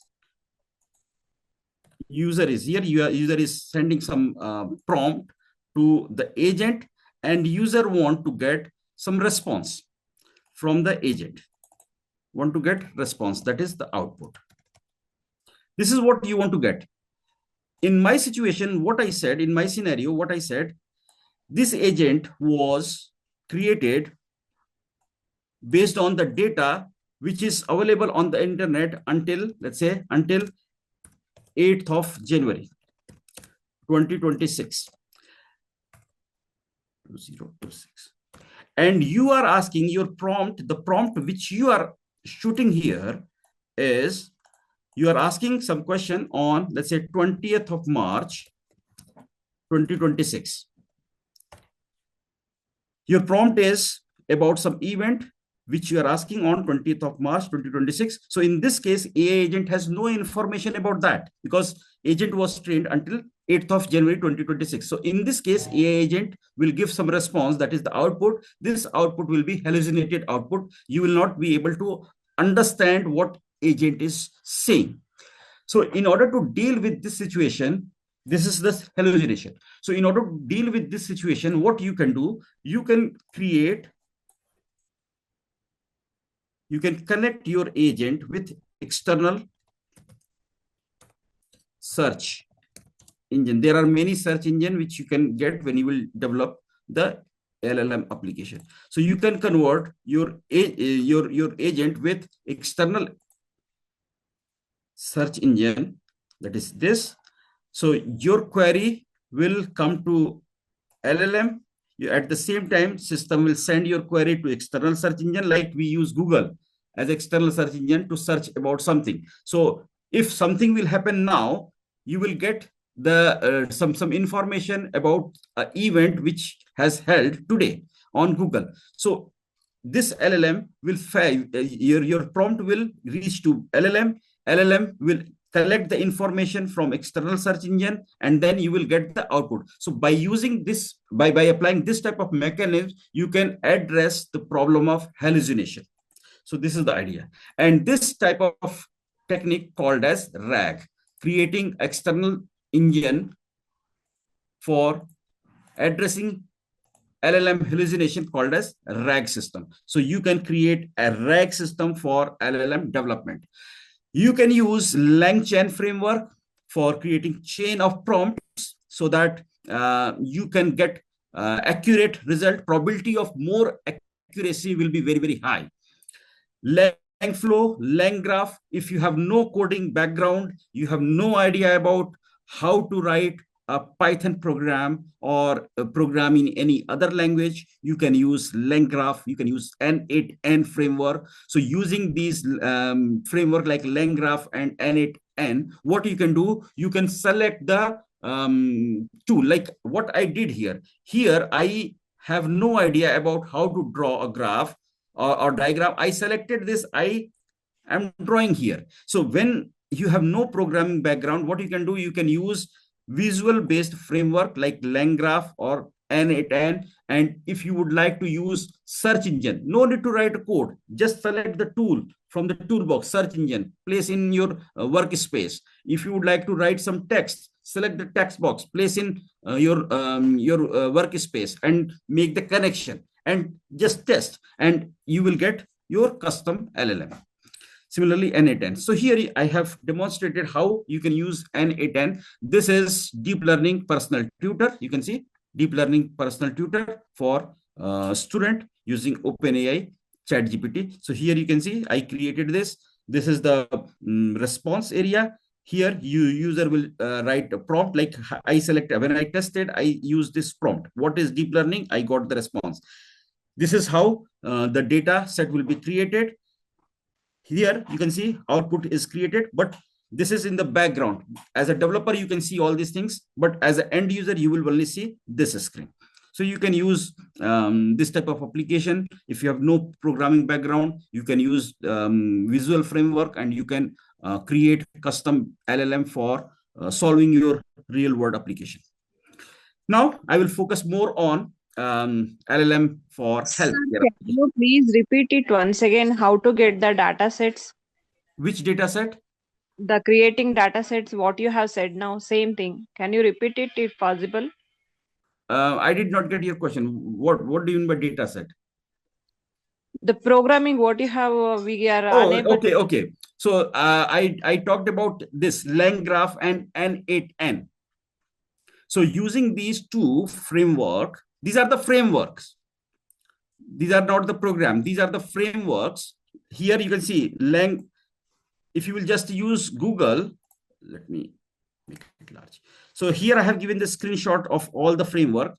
So let me repeat what I said. Maybe I'm not getting your question. So these are the different frameworks available for creating LLM application.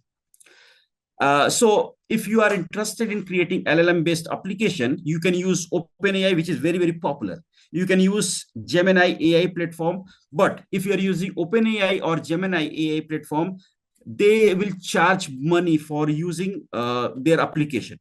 And most of the time, when you are doing research and you do not have fund, then it is very difficult to pay money from your pocket. So in that case, you are intended to develop, you are interested in developing some, but due to financial problem, you will not be able to use these platform. So the alternative is you can use Hugging Face. So Hugging Face is mostly free. You can use this. I talked about the problem like hallucination. You can create RAG system for solving hallucination problem when you are developing LLM-based application. There are some popular framework. Most of the industry these days, like Amazon, Google, all these top companies, they are using a LangChain framework for developing LLM-based application. They use LangFlow for developing the application of for solving real-world problem. In a situation, if you are early career developer, early career researcher, and you have you are not expert in programming, you are not expert of Python programming, you are not expert of JavaScript, then how to develop? Either you have to learn the Python program, or the alternative is so what is the alternative? The alternative is you can use visual framework. So LangGraph is a visual application based framework, and it is visual application based framework. So what you can do, you can simply select, suppose you would like to create a search engine. So search engine, if in order to create a search engine, you have to write some coding in Python or in JavaScript. Here, for search engine, there is a tool available. You can simply select the search engine tool from the toolbox, and you can drag and drop in your workspace. Similarly, if you would like to use text box, you can select the text box, you can drag and drop in your workplace. If you would like to use a database, select the database tool and drag and drop and make the connection and run. When you will run, if there is any error, you will get warning or error message, and you can fix the connection. If there is no error, your framework will work. It is exactly the behavior of your framework will be as someone is writing 100 line of code. Same you can get with N8N. Here I have demonstrated the application of N8N. In this, what I did, I am creating a personal tutor for deep learning. I use this for my student because last semester I taught deep learning. So here you can see what this framework, this model is doing. When chat message, so chat message is there. So there is a chat message, that is this. I'm using deep learning agent. Agent is here in the background. I'm using conversational memory, a database. So you can see a database is here, the log. And this chat message is going to the agent. Agent is collecting the information using OpenAI chat model. So agent is connected with ChatGPT. So whenever a user is asking a question, so here in my example, I use the prompt, what is deep learning? So I'm using this. I'm writing my question here. What is deep learning? So when I'm shooting the prompt is reaching to the agent. What agent is doing? Agent is interacting with this model, ChatGPT model. Using this ChatGPT model, ChatGPT agent will collect the information about deep learning, place the information to the agent, and agent will send the information back, respond to the user. So user will get the response here. Information about user's database will be maintained here, and then the agent collected the information will be in the background. So this all will be in the background. User will only get this response. I hope you got the answer of your question. Yes, sir, I got. If it is possible, can you show how you do it? You did it in the N8N. Can it be possible? No, it is not possible because currently I'm not in my office, and license is, if I'm in the office only, then I can use it. You just drop me email. You can write my email. Any earlier you did that video? Let me see if this I have given the link, but I'm not sure it will work here. See, this is See, it will not. I'm a research scholar. Actually, I want to write the Python coding, but I'm not at all a coder. Like I don't know ABCD about the coding and all. So Yeah. if I use this method in N8N, can I get the coding? No, you will not. Reverse engineering is not possible here. But you will be able to analyze your idea is workable or not. You Then will not use get the the code. same. You will not Yeah. get the code, but you will be able to verify your idea. And then accordingly, you can write a code. I didn't get. Accordingly, I can write a code in the. I mean, if The like concept without. for example, let me explain. For example, suppose you are a research scholar and your research project is developing deep learning tutor, right? So what is your idea? How the system will look like? How the system will work? This is the problem. So you thought that user they will send a query. Query will reach to agent. Agent will process that query and generate a response and send the response back to the user. This is the idea. Is this idea correct? What you are thinking is correct. Your thought process is in right direction or not. You can verify quickly just in a second using N8N or LangGraph. But this platform, this framework will not give you the code.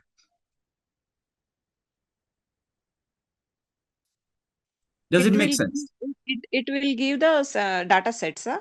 No, data set. See, data set is different thing. What is your research problem? Quantum cryptography. Quantum cryptography. So in quantum cryptography is a big area. In quantum cryptography, you are solving a specific problem, right? So for a specific problem, you can select the data set. So for the data set, if your question is for the data set, I can share some link, which you can, at the end of my presentation, I will share the link, which you can use. And I'm quite sure you will get the data set using those links. So data set is totally different thing. This is the framework. Framework and data set, there are difference. This is the complete application development system. Data set is totally different thing. Is it clear?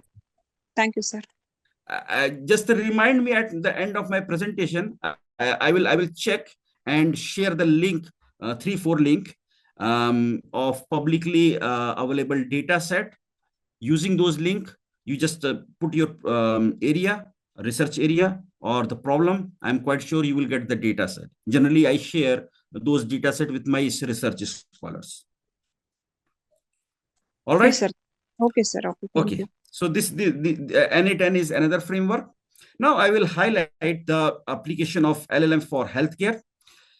So here I have given some application. The benefit you can get if you are developing application for LLM-based application for healthcare. You can understand medical languages, clinical concepts. You can generate accurate context-specific responses. You can generate, as a medical practitioner, one can make the decision quickly. You can understand clinical workflow. So some applications of or the benefit of LLM in healthcare sector is presented here. Clinical decision making. A large number of researchers across the globe are applying LLM for healthcare, particularly clinical decision making. This is the chatbot one has created. Hello, my name is Sterling Barr, and I'm going to be demonstrating our ambient AI clinical documentation tool, AxiScribe AI. In this demonstration, you'll not only get to see the capture of a patient-clinician visit, but you'll also see the quality and speed of the output that results from using our tool. So to begin, I'm going to bring a video on the screen, as well as our mobile app. Now, a note about the mobile app, we can see that I'm presented with my patient schedule for the day. And there's a nice visual legend here, which gives me some indications of where I am in my workflow. So if there's a green check mark, it means I've already submitted the recording for that patient. If it has a yellow icon, it means that I have, let's bring that back on the screen. It means that I've started the recording, but I have yet to submit it. And if there's nothing next to the patient's name, then that means I have yet to see that patient. So we're going to see a a simulated patient visit with a patient named Cynthia. So let's go ahead and click her name in the app. And it's just a matter of tapping the red record button. So let's play the 1 minute exchange between the doctor and the patient, and then we'll see the output.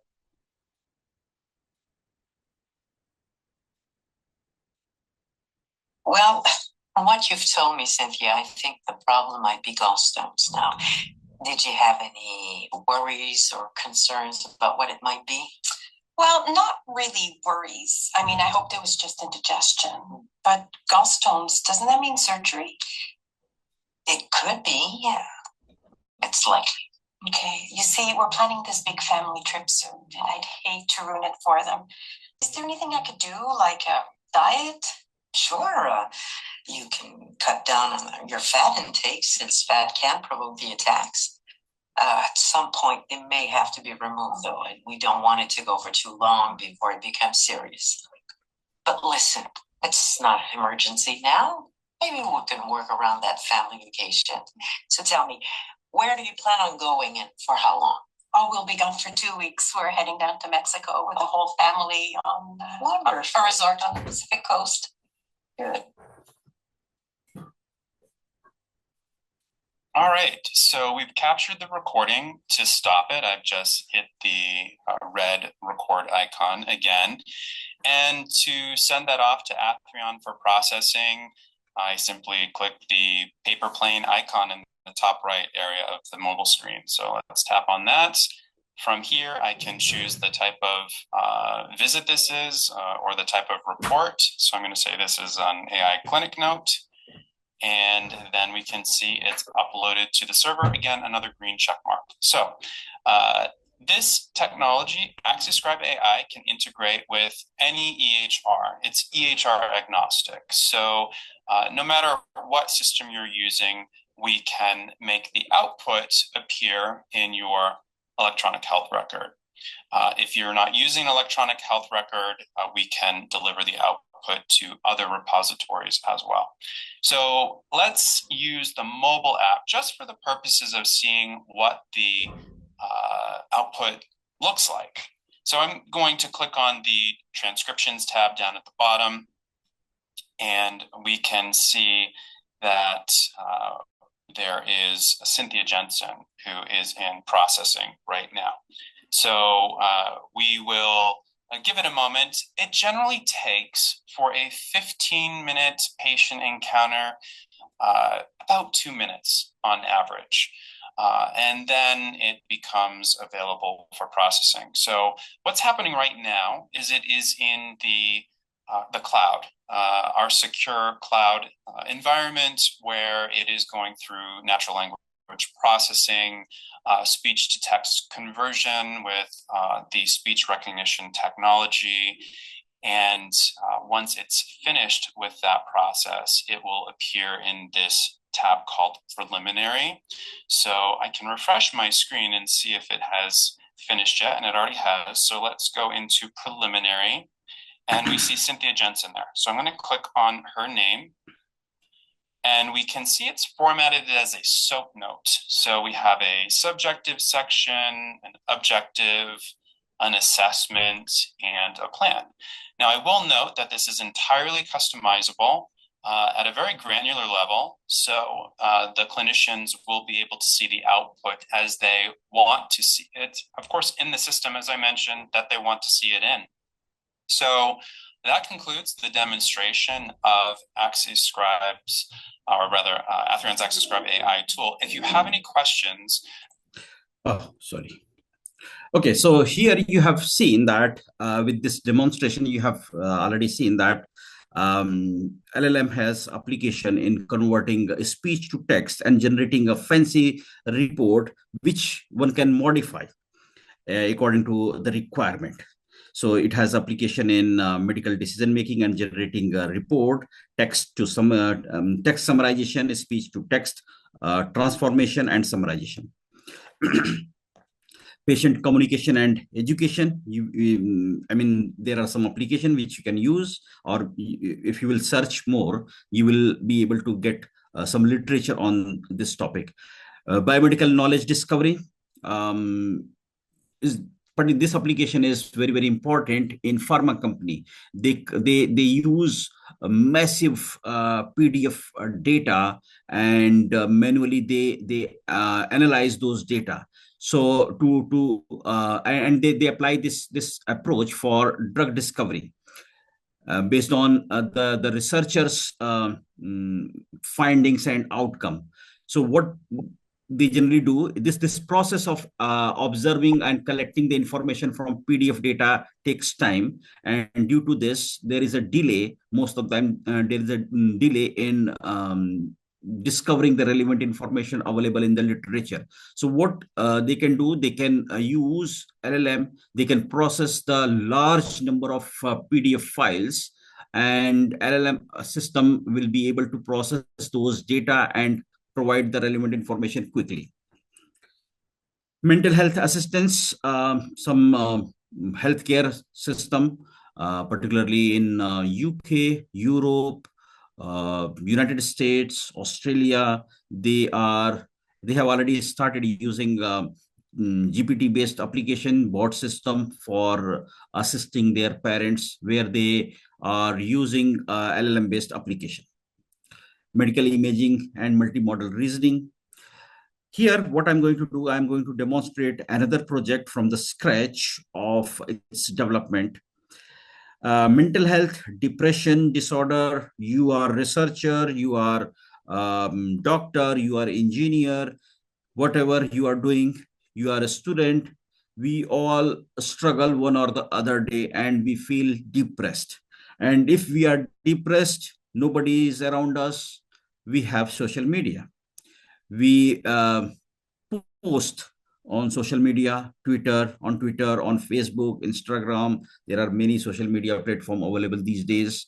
And this project uses the data set available on Twitter dataset, Twitter, and based on the Twitter data, we have created LLM-based application, and we notice that the person is having depression disorder or not having depression disorder. So here I have given some information on this slide about mental health and depression disorder. So here you can see 280 million individuals worldwide suffers or affected by depression problem, and nobody is ready to accept that, and which staggering 4% of world population, 4% people across the globe. And this data I collected based on the report which I got 2-3 days ago, and the report was published in 2022, and it contributes to 35% of all work health related. So if you are working and you are struggling, so you are one of them. And 45% of all working days lost due to illness. And the most important point is here 70,000 suicides every year. This is WHO report, says that 70,000 suicides every year worldwide due to depression. So it is a serious health condition, and we need to address this. So diagnosing depression is difficult. You need to meet to doctors, practitioners. Sir, here is a question. If suppose such depression is occurring, means the people has to reduce working? No. It is not about reducing the working. The problem is based on the medical practitioners. They need to first understand that they are really depressed, or they are depressed for a few hours, or for one day, or for a month. So based on the depression, medical practitioners or doctor will give suggestion to the patient, and then based on that they need to take action. If doctor is saying that they need to reduce the working hour, then they need to reduce the working hour. Doctor is saying you need to take some prescription, some medication, then patient need to take the medication or practitioner. But in order to reach to this step, you need to first get to know that you are really suffering with depression disorder or not. Are you with me on this? Yes, sir. Yeah. So you need to first know that you have the disease, then you will start taking the precaution or medication. If you do not know that you are suffering with some such problem, then you will not be able to take the action. So in order to know that you have depression, this application will help the patient to know that the patient has depression disorder or the patient has no depression disorder. So this application is for that. Is it okay? Yes. So yeah, so here in order to know the patient or the subject has depression or not, what medical practitioners or doctor generally do, they use a benchmark questionnaire. They give the questions to the patient or the subject, and based on the response they reach to a conclusion that the individual or the subject is suffering with depression disorder or not. This process is time consuming and expensive, and most of the time in most of the cases, patient, they are not ready to accept that they have depression. So what is the solution? The solution is this is the project which we created in 2024-25 in 1 year, and the objectives are given here: analyzing transformer based architecture. So for the development of this project, I used transformer architecture, which I explained in the early stage of my presentation, and it uses LLM based fine-tuned LLM based model. It also uses llama model for fine tuning, and it is able to predict and give advice to the patient that what step they should take if based on their symptoms they are diagnosed with depression. So this is the overview of the project. The team member for this project is given here. I was the principal investigator for this project, and my team members you can see.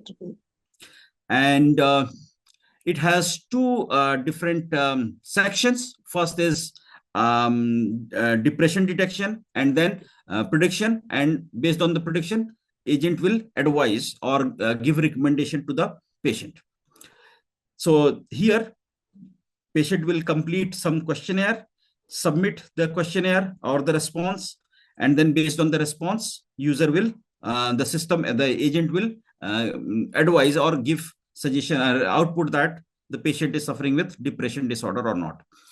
So this is the application. Client will use, or the subject or client will use this window, interact here, and then agent will use, just a moment, agent is working here that as a counselor. So let me demonstrate this application. So here you can see how the system will work. It has no audio, basically. Let me drag it. Yeah.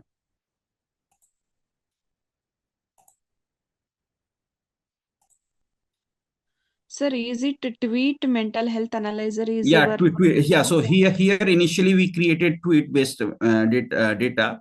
So I'm demonstrating tweet based data. I have real world data also, but I am not authorized to show real world data due to ethical concern. So I'm using tweet data. So tweet data set is here in JSON file. Predict. Sign of depression detected. So if sign of depression detected, what you should do?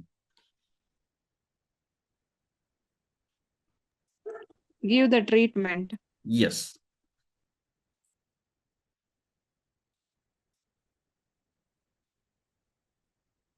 So here agent is working. Here actual human is not there as a counselor.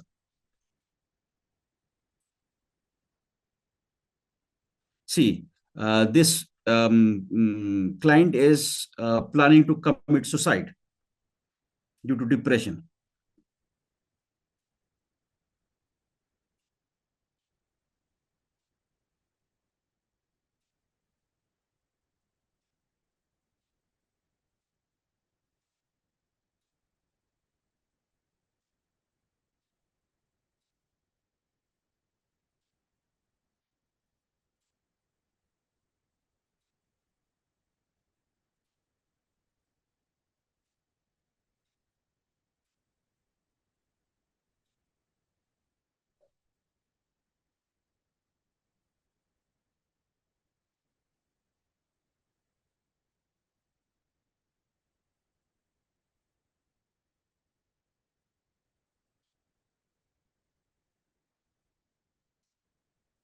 So this agent is working as a friend to the client and giving some advice, providing some steps which patient need to follow in order to overcome from the depression disorder.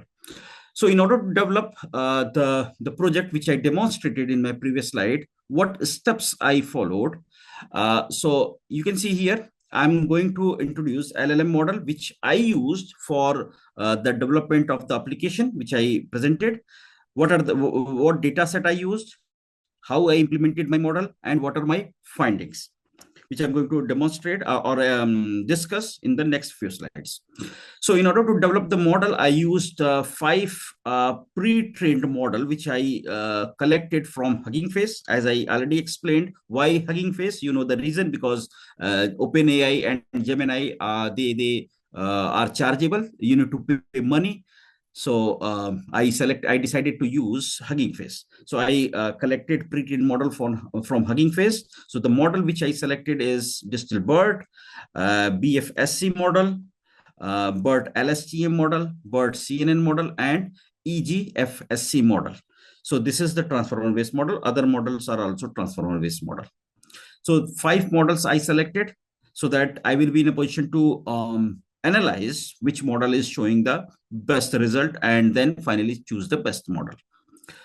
The data set, as far as the data set is concerned, I use TTDD data set. It is tutor-based data set. It contains 2,500 tutor posts, timeline of individual. And this data set is created based on the data from 2009 to 2015. Some statistics about the data set is presented here in this table. And out of 2,500 Twitter posts, I selected 2,000 user as labeled as depressed. So in this data set, 2,000 posts are labeled as depressed and 3,800 are depressed are labeled as non-depressed. And for processing the model, I selected 10 posts in their timeline. So why 10 post timeline? Because maybe today I'm depressed. I appeared for interview. My interview did go well according to my plan. So I'm depressed. But next day or after 2 days, I will be happy. I will enjoy with my friends and family. So it doesn't mean that I'm having depression disorder. So all day are not same. So it doesn't mean that I have depression disorder. So that is the reason I selected 10 posts in their timeline. Maybe my post, which I'm making a post on Twitter or Facebook or Instagram, I'm sad. So my post is like that. After 2 days, I will be happy. My post will change. So that is the reason sequence of 10, then 10 post in a sequence I selected for training the model so that I can get the accurate result. So word cloud after pre-processing, word cloud, you can see no depression, the word is different. Depression, the word is different. So word cloud after pre-processing. This is how I created 10 post timeline, 1 to 10 set. So last 20, then last 30, last 40, then post 11 to 30 post. So that the model behavior will not be biased and I will be able to get better result. I already explained about this. For data cleaning, these are the steps I applied for data cleaning. Data create empty list because data is in raw format. For model training, I need data in JSON format. So I created an empty timeline post in JSON format. Unread file exists. If there is any unread file exists, model will choose the data and process the data. Read limit not reached. 10 posts, select only 10 posts at a time, read 40 posts, and then clean the previous data so that memory can be reused. So these are the steps I applied for data cleaning. For the model development, this is the overall architecture of the model. Downloaded the data set, post extraction, that is this step. Then removing mentioned, remove hashtag, removing URL, removing emojis, because when we make comment or post, we use different type of things. So during the data cleaning step, I applied all these things. Then splitting the data as a training data and test data. So I used 80-40 ratio, 80% training data, 20% test data. Then applying tokenization, which I explained At the early stage of my presentation, creating the tokens using NLTK. I used NLTK framework for creating tokens and positional encoding. Then applying fine tuning. So my model is working. Then applying stage 2, that is fine tuning instruction optimization. So fine tuning and testing the model, and then finally save the model and deliver the model to the client. So these are the steps I applied for model development. So this is the model architecture. After the experiment, what result I got? Based on the result, you can see here, this BC, which model is showing the best result? BCNN model is showing the best result. BCNN is showing the best result. BERT CNN model is showing best result. So out of 5 model, BERT CNN model showed the best result for the data set. LLM benefits, you can see. So the benefit is reduce clinical workload. So once someone will use depression related bot, then they can interact with the AI agent, and they can, based on their input information, they can get to know that they have depression disorder or not, and they can get the solution immediately. So they have not to wait for the appointment with the doctor and then discuss with the doctor and then follow the instruction of the doctor. So the processing time will be reduced. Faster access of medical knowledge, you can get more information about medical knowledge. Better patient communication, you can ask question based on your own style and your liking and disliking. Personalized care, cost saving. So these are the benefits. Some risk and challenges, I already talked about hallucination, and you can use RAG model to address hallucination problem. Data privacy, because like someone asked the question, I'm using Twitter data. Why I'm using Twitter data? Because I have the real data set, and due to ethical concern, I cannot show real world data set. Individual patient information cannot be revealed. So data privacy, you need to apply federated learning so that you can apply node to node model training and model tuning. Bias, you can use Lime for bias management.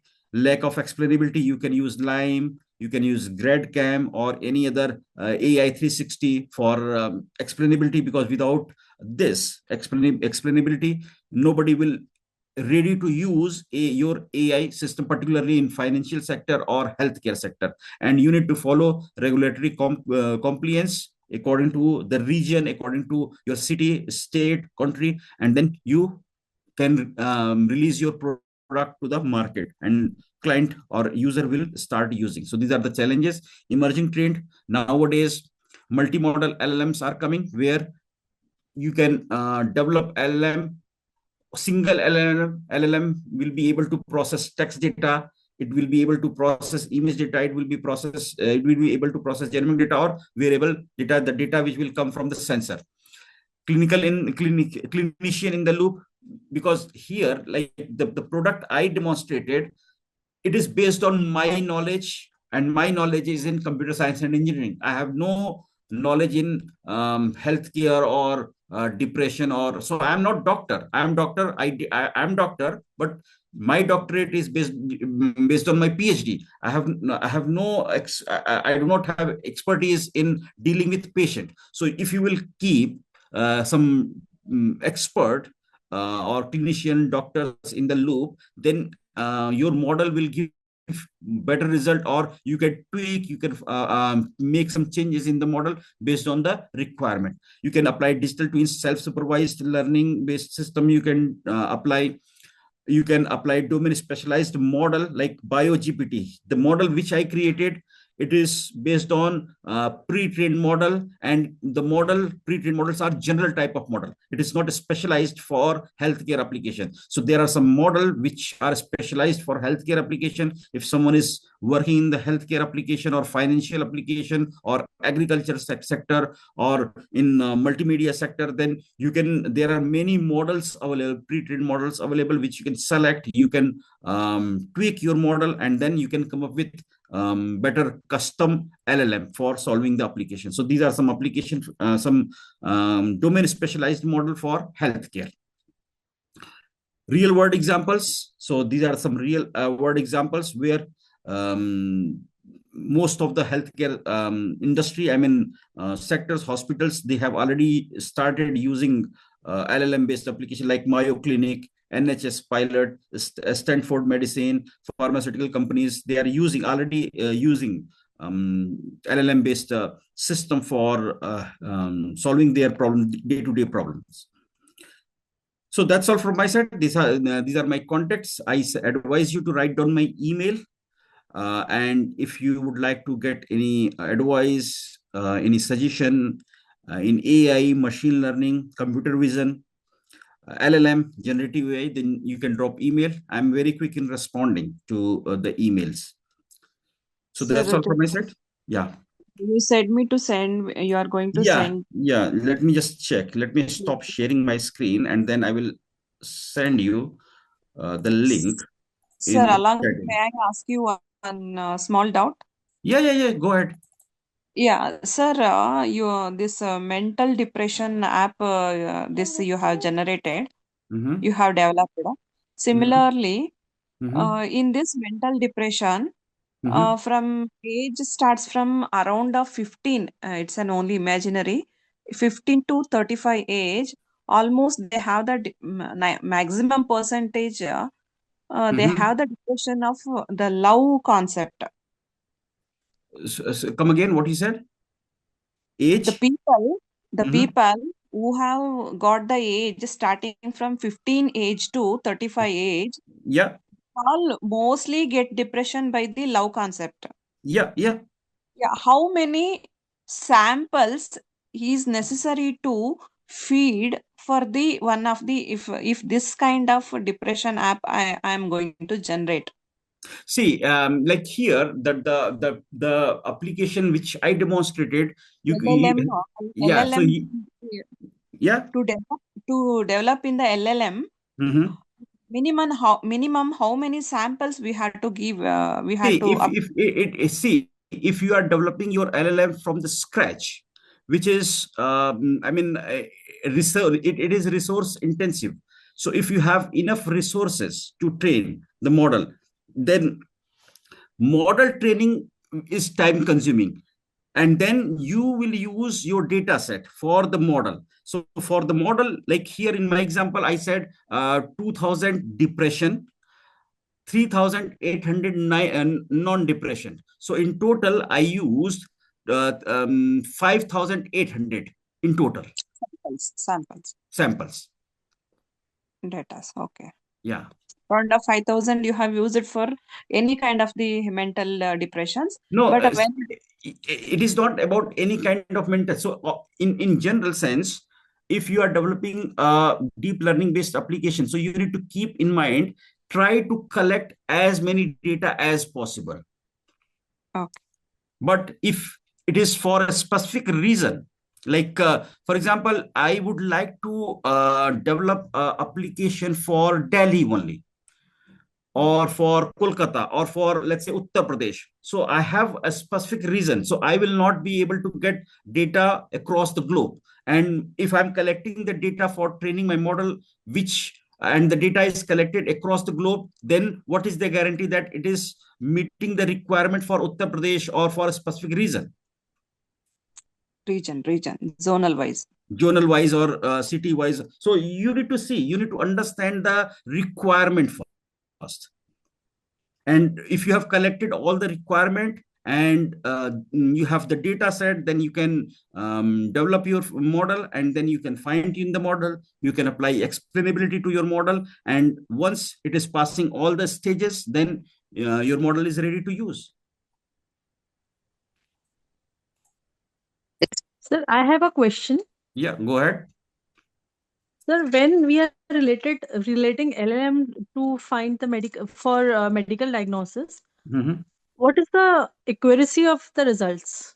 Like a medical doctor can determine the disease more closely, I feel, than the AI can detect. Yes. So, So how that is the would you reason. like to comment on that? Yeah, so that is the reason, if you have remember in my second or third last slide, what I said, the limitation of AI is it is not accurate, or if it is not giving accurate, what is the guarantee that it is giving the accurate result? So in order to address this problem, what you can do during the development of your application, you can keep clinician or doctor in the loop, so that when you are developing the system, you are collecting some data, you are using the data for training the model, and then you are getting some outcome. So there should be some expert, healthcare expert, doctor or clinician, who can give advice that this result based on this symptoms is matching, and then you can come up with your final product. You can, like what I said, if I'm developing a system based on the data, my expertise is not in treating the patient, my expertise is in computer science and engineering. So Yes. whatever outcome I'm getting, I will see the outcome as a computer science engineer, not as a doctor. So what I can do, I can involve some expert during the development process, and whenever I'm getting getting some output, I can check with the doctor that this is the output I got based on this symptoms. So what do you think? What is your opinion on this outcome? Is it correct? Is it accurate? Is it meeting the requirement? What type of treatment you will give to this patient? And based on the treatment, you can feed that type of treatment, or the steps involved in treating the treatment to the patient, so that if next time, if similar type of symptoms will be given in the system has already trained on those type of on such type of symptoms, and the agent is aware about what type of steps or recommendation it should give to the patient. So Sir, this is what, currently this AI models are followed in the hospitals or not currently? yeah, it is followed in Britain. It is followed. Okay, but the last decision is of the doctor, medical practitioner. Yes, Last yes. decision is So made by. it He's it just is using it for reference. yes, it is used for reference, like um talking about depression model. So if you will start exploring NHS website, the organization deals with healthcare system in Britain, then they have this kind of system, chatbot kind of system. And if the issue is not major, then they rely on this LLM based system. Yeah. But Okay. based on the symptoms, based on the input a patient is giving to the board, if agent feels that the patient has a serious problem, then agent send a message to their hospital, which is called as GP, general practitioners. So the message will reach, the email or text message will reach to the doctor, and doctor will schedule an appointment with the patient and give treatment to the patient. Okay, thank you, sir. Okay. Excuse me, sir. Yeah. Namaskar, sir. Yeah. Sir, what are the limitations and potential biases of LLM, sir? What are the limitations and potential biases of LLMs? potential bias? Are like the recruitment system, Wipro. The best example is Wipro.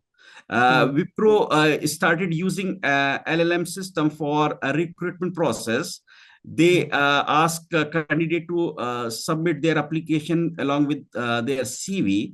So what LLM system does, it selected only male candidate and rejected the application of female candidates. So this is one of the example. And in order to address this, you can use Lime or AI 360. And using these framework, you can address this problem easily. The second issue is talking about the other issue is bias issue is hallucination. I already talked about hallucination. So hallucination is AI agent. You need to update your AI LLM system on a regular basis, so that AI agent will collect or trained on new data as well, so that you will get good result or correct result. but if you are not updating your LLM system on a regular interval, what you can do, you can apply RAG system. RAG system is very, very popular these days, and many top companies are advertising on a RAG developer. Especially, there is a position in software industry, RAG developer. So what they want, they already have the LLM system. Now what they want someone to develop a RAG system so that they can create a vector database.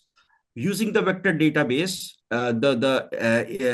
this AI agent can interact with external search engine and collect the new information and give the information to the search engine, and then user will get the response.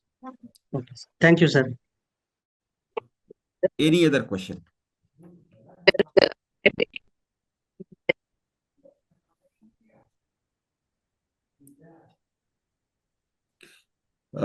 Just a minute. Let me just search the link so that I can share the link for the data sets.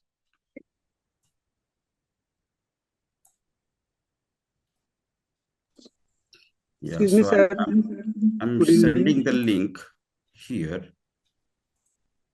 So these are the link for data sets. And I believe that whatever problems you have in hand, you can get the data set using this link. How do you relate LLM to quantum computing? I have not done research in this area. Quantum computing, I have not connected quantum computing with LLM. My research is limited to Alzheimer, robotics, climate and mental health, and healthcare. I have not explored LLM for quantum as of now. Can you please provide your insight on building hybrid intelligence system in healthcare domain? So what do you mean by hybrid? Hybrid, you can create hybrid system using evolutionary computing with deep learning, machine learning, hybrid deep learning based application. You can create a fusion based system. So can you please elaborate on what do you mean by hybrid intelligent system?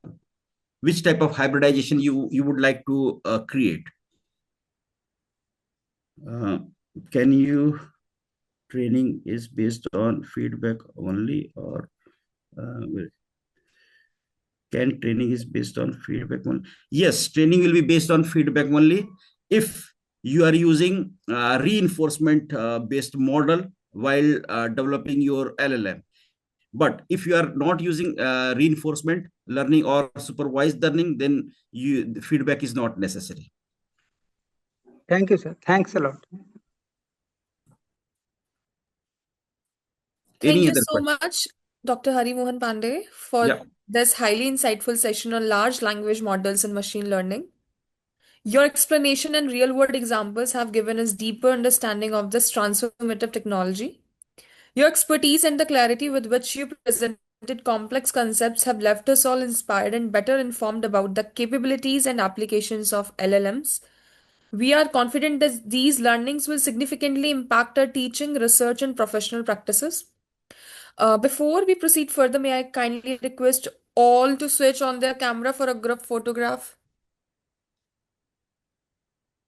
Um, all the participants, please switch on your camera for a group picture.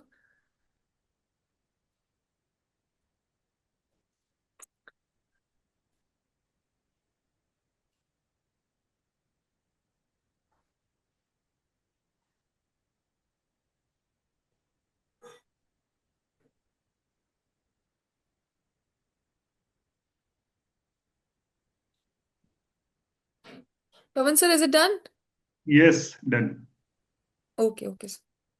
Thank you, sir. Thank you so much. Thank you so much for the opportunity. Thank you so much, sir, and to all our participants. Thank you for your active engagement. Please take a moment to fill out the feedback form for this session. It is available in the chat box or WhatsApp group. Sir, you are sharing your links to something. Sorry? You told that you will share some link. I already shared in the chat area. We are missed, sir, actually. Let me just send it again. Yeah, it's here now. Thank you, sir. That concludes session 8. Thank you again, Dr. Pandey. And Thank to you all the so much. participants for making the session a success. We look forward to seeing you in the next session. Have a great evening, sir, and to all the participants. Okay, bye-bye.